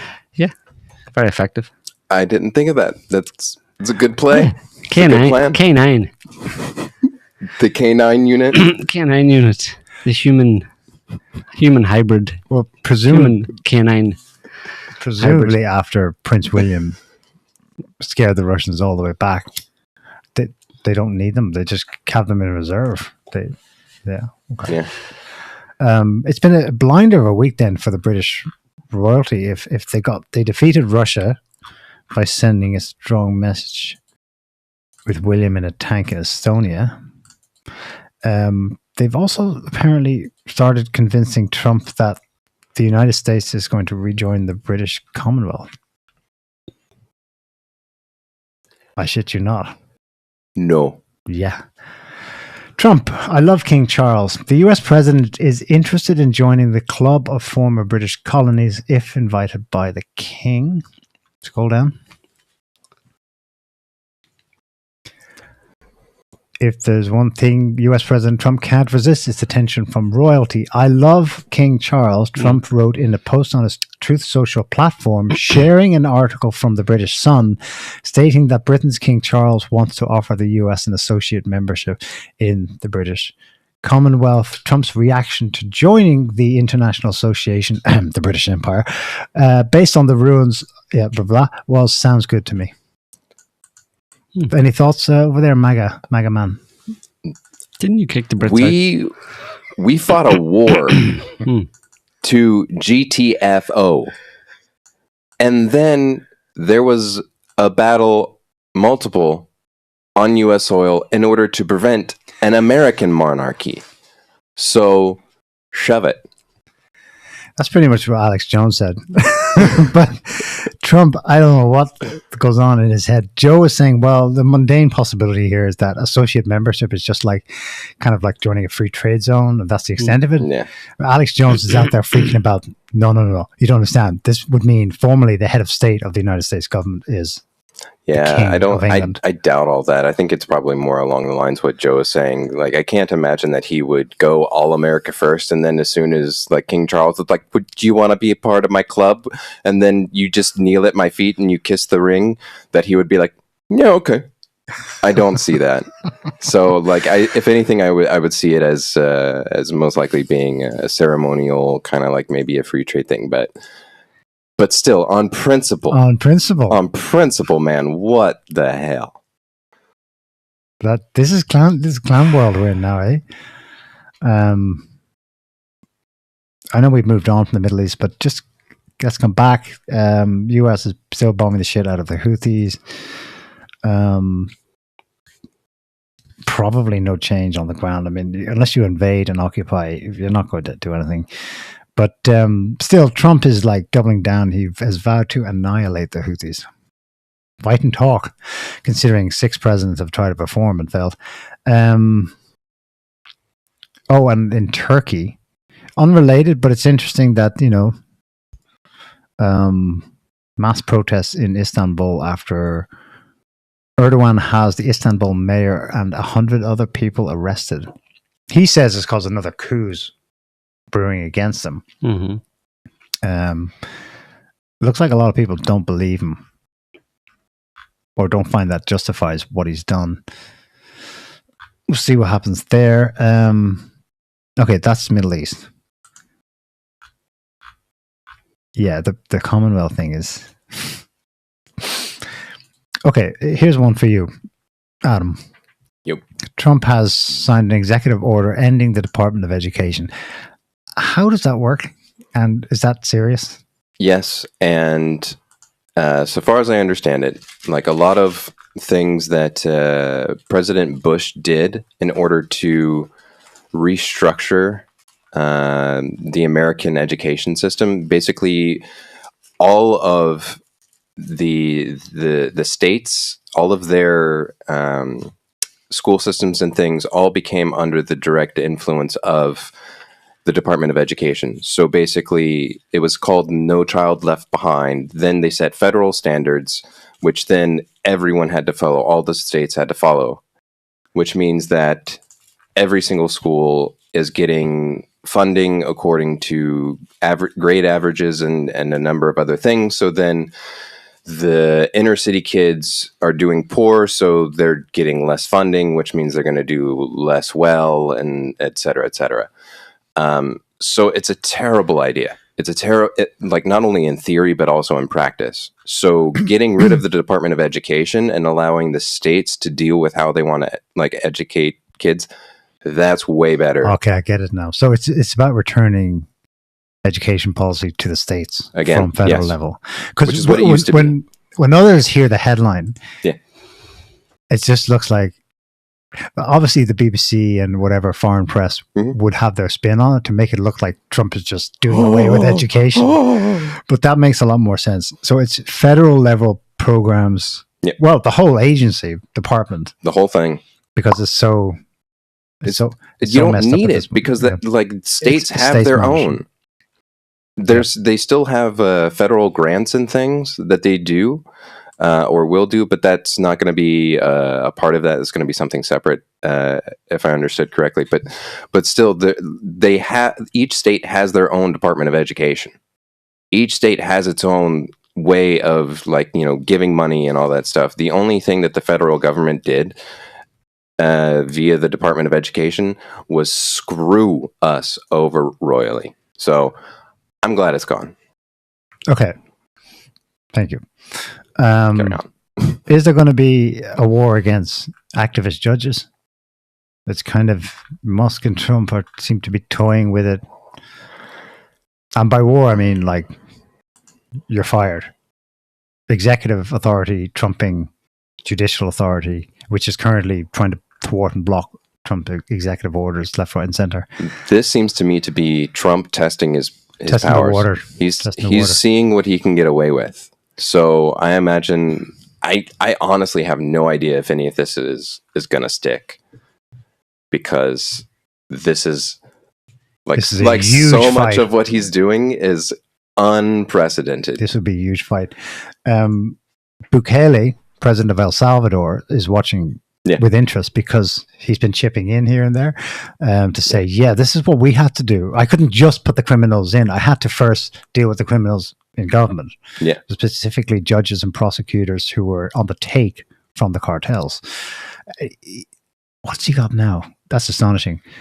He just wrote this pithy little tweet during the debate. The US is facing a judicial coup, and it's got 160 million views. That's insane. So this is on people's minds, what happens next, lot more lawfare. Or you start putting an end to it. Or what? Or you put an end to it. Fire all the judges. Start firing some. Make examples of them. I don't know. Go full dictatorship, no? That's what Bukele is accused of having done. He's now a dictator. Yeah. His popularity is at 90%. He was re-elected with 85%. Benevolent dictatorship. Democratically elected dictator. Well, no, democratically elected not to be a dictator, but then transforms into one. He did his judges thing in his first term. Put the criminals in jail and then got re-elected with twice the votes. What criminals Bukele. in jail? What criminals in jail? Judges and prosecutors who were saying, no, we can't go after them. No, maybe later. No, not them. Because they were corrupt. Or I don't know what processes. I think Bukele claimed I didn't even need to have a case against the judge. It's in the Constitution. I have executive power to dismiss. And I'm pretty sure Trump does too, on paper. Yeah, that's what I mean. Like, I don't know if it's going to stick because they just kind of, these judges do what they want in some cases, even if they don't have jurisdiction. They can just I don't like it, therefore. So it'll be interesting to watch. Like, I'm enjoying it as far as the show goes because, like, this is the kind of thing I want. I want to see some people getting their asses handed to them. That's all that's what you're here for. Justice. You want justice, don't you? Oh yeah. Retribution, revenge. This is why they had to try to stop Trump coming back in. Exactly because of that. Did you see the Heathrow airport was shut down? Yeah, now the Russians may be retreating, but they've got some fight in them after what they did to Heathrow. Did they do that? Yeah. Oh yeah, the Telegraph says they did. Yeah. That's what I saw. Heathrow Airport shut down for 24 hours. Did it end up being 24 hours? More importantly. It was a full day. Well, at least they couched it in, if Russia was behind Heathrow fire, is that an act of war? Obviously. An active Kremlin sabotage, if proven, would be a profound challenge to the Western world security architecture. They'd have to have a profound think about it. They'd have to have William out there in a tank, yeah, basically on a full-time basis. Just driving up and down the Baltic border. Just send Kate out to bring him cookies now and then, you know. Just patrolling the border. A cup of tea. Bringing some crumpets. Tea and crumpets. Because that was weird. People are blaming it actually on what do you call it? Not DEI, green net zero policies. Transformer caught on fire. No backup generator. No backup generator. You know, only green energy to power. Increasingly green energy to power the airport, and then so one transformer goes down. There's a fire at it, and then the whole thing's down for more than 24 hours. All flights cancelled. Airport. Yeah, and all flights cancelled. So that's fun. That's a little taste of where net zero is going to take you. It's kind of like if there's some way for that for people to sabotage it, you know, some people in positions of deep secret power, whatever, get everybody hooked up on really shitty energy that's really unreliable, and then just go around sabotaging them. That's how you reach net zero. Yeah. You just shut it down completely. Yeah. You can get there quicker than trying to phase it out, I suppose. Much faster than 2030. The Yukis on their retreat from Shuja blew up the pipeline, or at least a key facility along its route. Something that meters the gas that goes to Ukraine, that goes to Eastern Europe. So that's out of action, which of course completely breaks the very ceasefire. Zelensky said, yes, we agreed to this one. Partial ceasefire, no attack on energy. And then there's been two this week. That was one. And the other one was they destroyed a military fuel depot in Krasnodar, prompting the Kremlin to warn this morning or last night that we'll see. If you do that again... Zakharova said, Moscow reserves the right to retaliate if you continue. So that was interesting. They had the Putin-Trump call, and they were like, then they sorted out, like, okay, you know, we're not going to... Putin laid out the reasons or the stipulations, the sticking points for what a real ceasefire would be for him, but Trump was able to get him to agree to an energy structure ceasefire, like no firing on energy infrastructure. Putin agreed to it. He agreed to it immediately. Told his guys, make it immediate. He then had what was it, 7? Yeah. There were drones midair targeting, and they had to shoot down their own drones. They shot down their own drones in order to make it immediate. Yeah. Mm-hmm. And then the next day, the Yukis attack energy infrastructure. The energy infrastructure. And the next day, a second one. Yep. That's Yukis for you.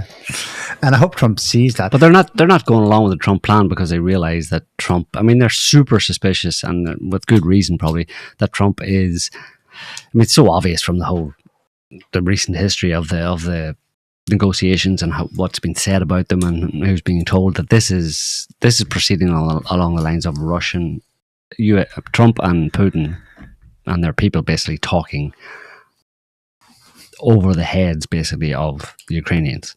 They're not really involved, and the Europeans, they're not really involved. It's going to be decided between, to the extent that they're able to, and they probably will, it's going to be decided between essentially Putin and Trump.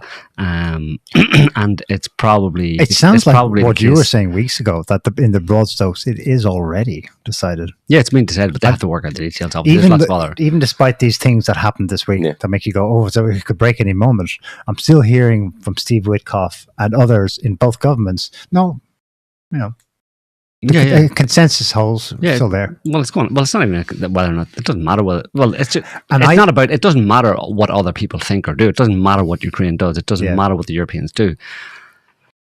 The Trump administration and the Putin government are going to work it out, because ultimately they can, both together, they can decide to end the war tomorrow.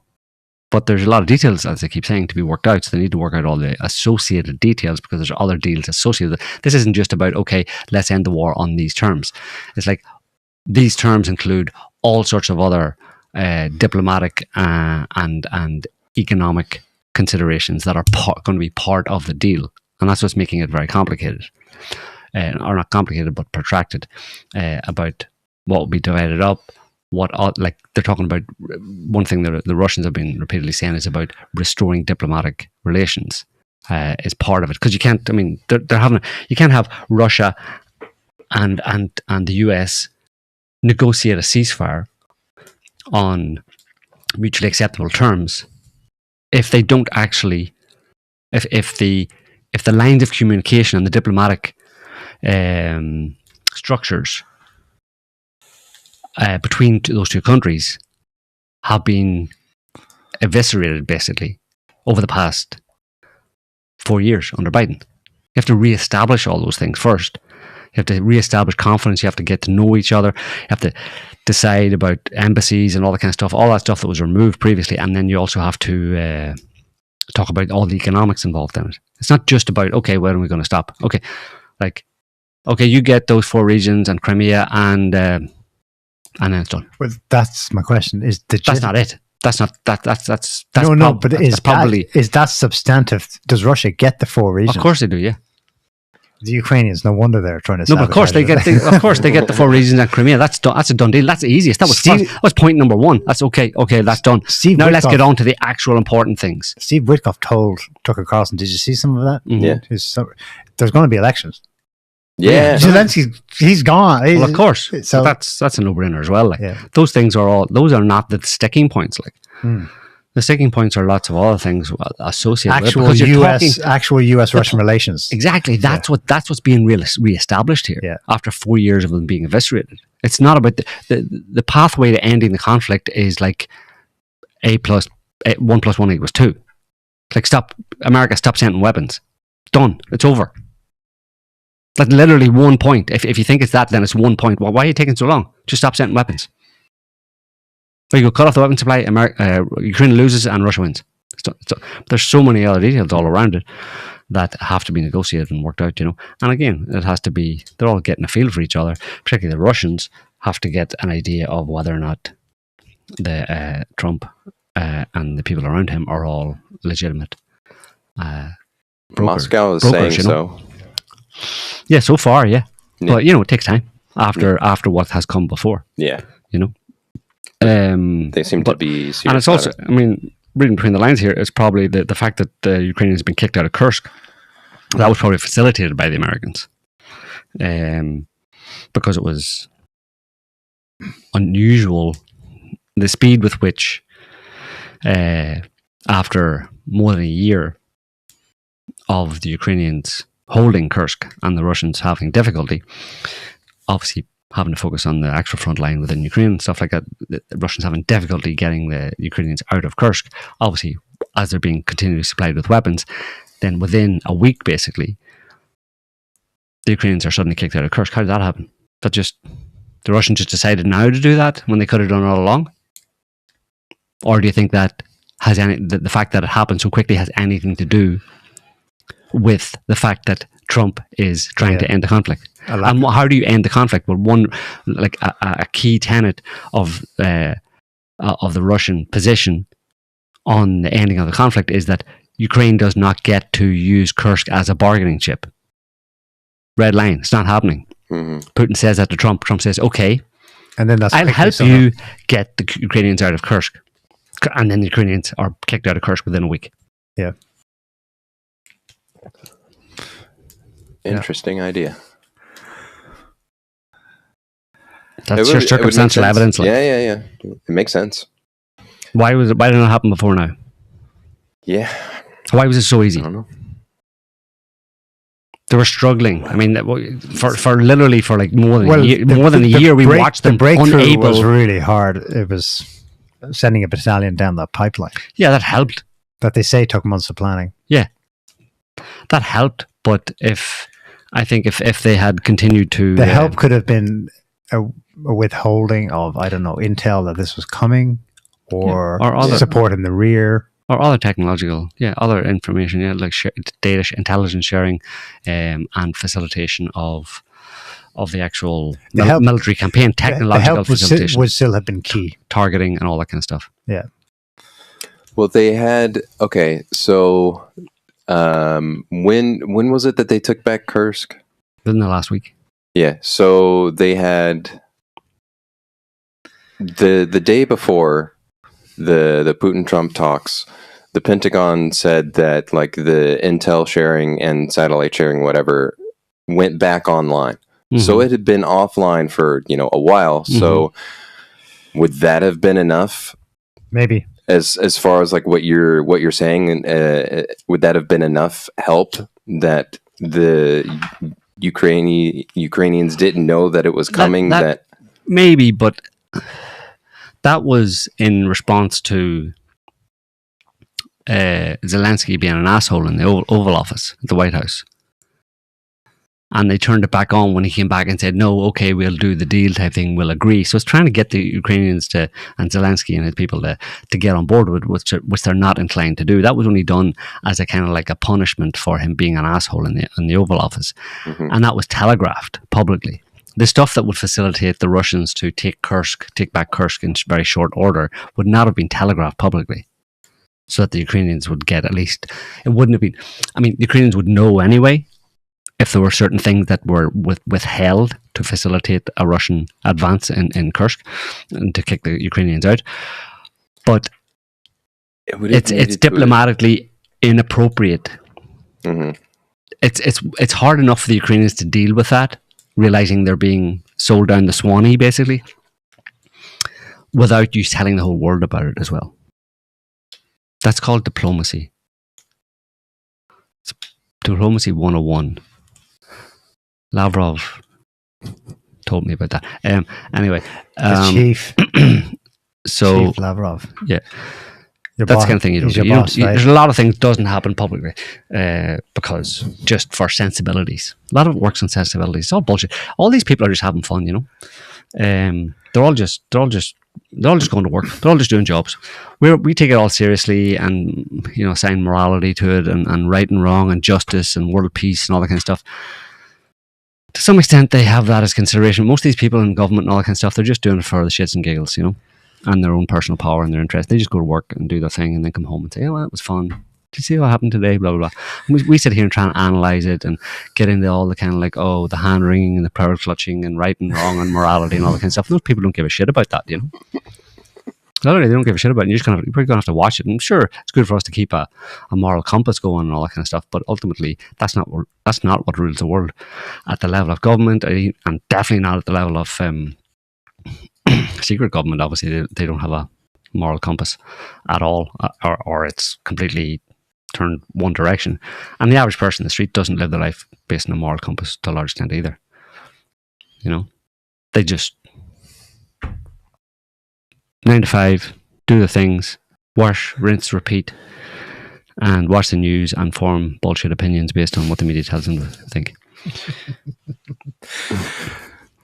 You're watching Newsreel, the world's premier black pill news show. It's not black pill. It's just what it is. You don't have to get depressed about it. It's just what it is. But it gives you a better read on what's actually going on. Because if you impose your own moral. If you have your own morality, your own system of values or right and wrong and justice and stuff on the world and expect it to adhere to that, then you're going to get depressed. But if you realize that doesn't work and stop doing that or stop expecting that to manifest in the world and accept it, then you're not going to be so depressed when things don't turn out the way you would like them to. And you don't see justice in this particular area, Well, it's all horse trading, It's horse trading, but we still see a conflict of values. For sure, yeah. So the UN this week, specifically the Human Rights Branch or Executive Agency, told the Hungarian government, you must welcome gay people, because the UN Office of the High Commissioner for Human Rights has urged the Ukrainian government to repeal its recent law banning pride events. That was it. That's all it was. Yeah. That's fine. They can do that, and then the Hungarians can go no, and then the EU can. Was the UN or the EU? UN. UN. Well, the UN. Well, the UN can go piss off. So it's there's still a wrangling, a bargaining of values. Yeah. Because Hungary could just say, "Fuck it, we'll just go with the flow, get the money." No, yeah, for sure. Like everyone else is getting the money. Because it's costing them. It has cost them EU money. It's costing them investment. It's costing them. Yeah. There's a conflict, obviously, even two different versions, views of reality or views of morality and that kind of stuff. But I don't think many actors on the world stage are willing to die on that particular hill. You know what I mean? And so when neither of them are willing to die on it, then things work out. You know what I mean? Like the UN isn't going to push that to its ultimate limit.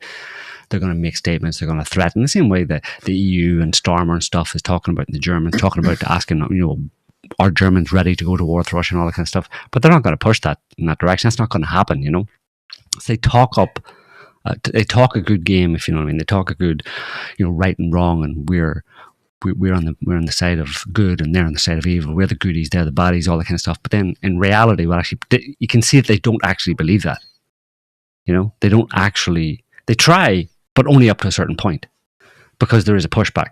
So there are two value systems that work there, but they keep each other in relative balance, and no side's going to win, is what I'm saying. Like the Israelis, as much destruction and death they have wreaked on the Palestinians, the Israelis aren't going to win. They're not going to get what they're not going to get what they would like to get. You know what I mean? Trump's not going to get his golf course in Gaza.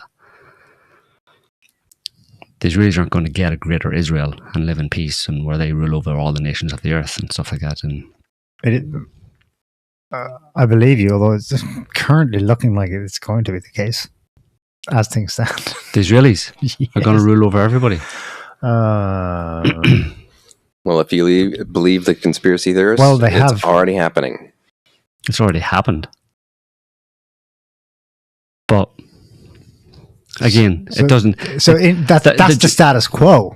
That's status quo, but also it only goes so far. Like, I mean, they can't. There's no Israeli policemen at our out in the streets checking our anti-Semitic levels type thing. But there are millions of migrants on the move. Yeah, and in the country. Yeah, but that's not gonna. That doesn't. Where does that go? What's the end goal of it? The point is, the end goal of all those things isn't going to be achieved. Isn't achievable. Yeah, I agree. It's unsustainable because of the backlash. Yeah, exactly. The pushback. Right. So you have this balancing. That's what I'm saying. Yeah. But again, neither side wins or loses. No. Completely. There's no full win for one side or full win for the other. And we tend to have this attitude of we want more of our value system to manifest in the world, to push back against, because it is imbalanced in a certain sense right now towards the kind of the what we would call the dark hats, the baddies, right? The dystopians, let's say. We would like to see more of a pushback against that, and there will be. I don't see it so far. So it's imbalanced, huh? I don't see it so far. Well, Conor McGregor is going to be the president of Ireland. That's an example. That's the best.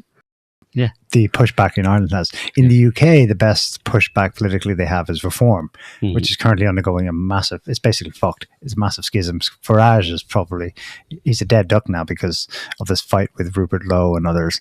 I mean, it's divide and conquer. You can say maybe there was a conspiracy to help make that happen. Probably.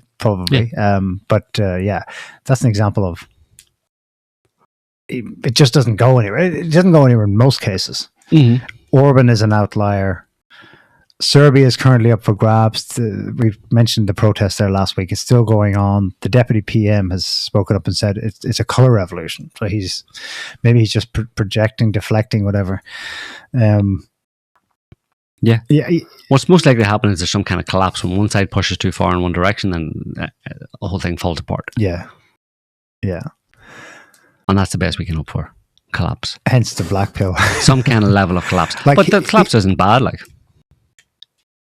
Because it gives us pretty much everything that we're talking about wanting and looking for. Exactly. Like, just not in the way that you would like it. Like your day in court, holding the bad guys to account, have them all, have the perpetrators of JFK seen in court, and it's okay, for cop gov, you got me.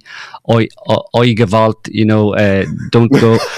It was me. Yes. And now everybody's going to go in line with a fish and slap them, and everybody gets to do that. Yeah, that doesn't happen.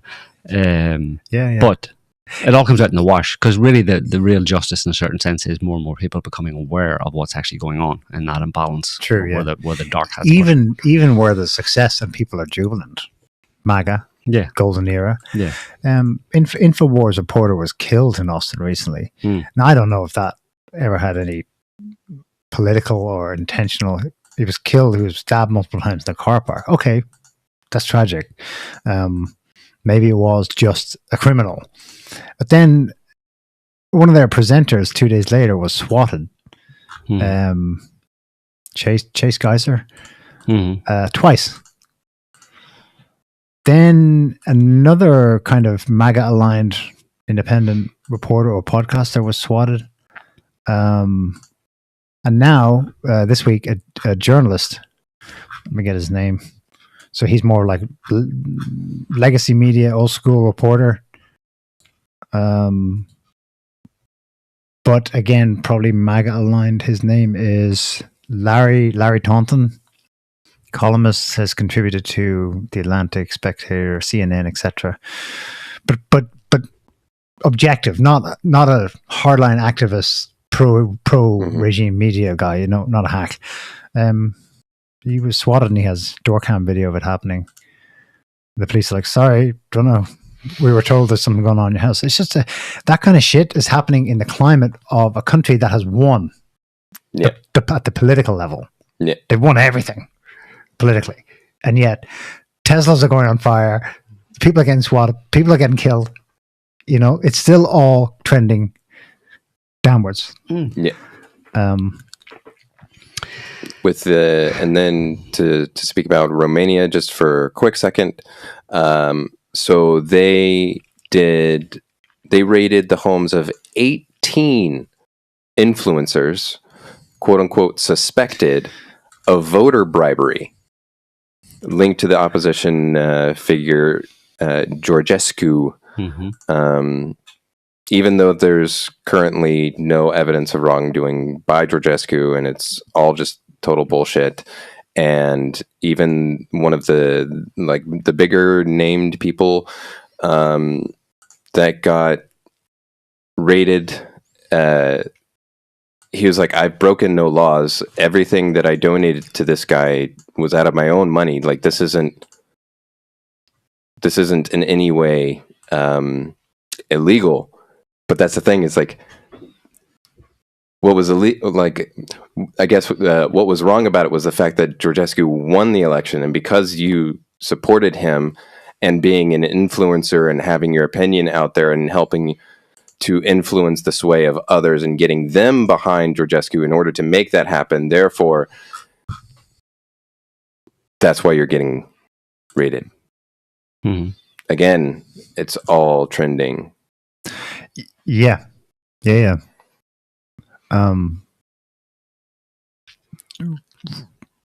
Romania, the Team MAGA of Romania could yet win. Yeah. So it's understandable that under that pro-globalist, pro-EU, pro-NATO regime, that's what's happening. An outright political purge. That's been the pattern. Like, we saw that during the Biden years in the US. What would be interesting would be to see if Romania actually flipped and successfully got Georgescu and nationalists in, but still the NATO base went up and still Romanians were going to war. Yeah. Or as peacekeepers or whatever happens next, Yeah. It's pure naked political thuggery, barely veiled with, Russia made us do it, but it's been going on for 10 years, at least. No, 8 years.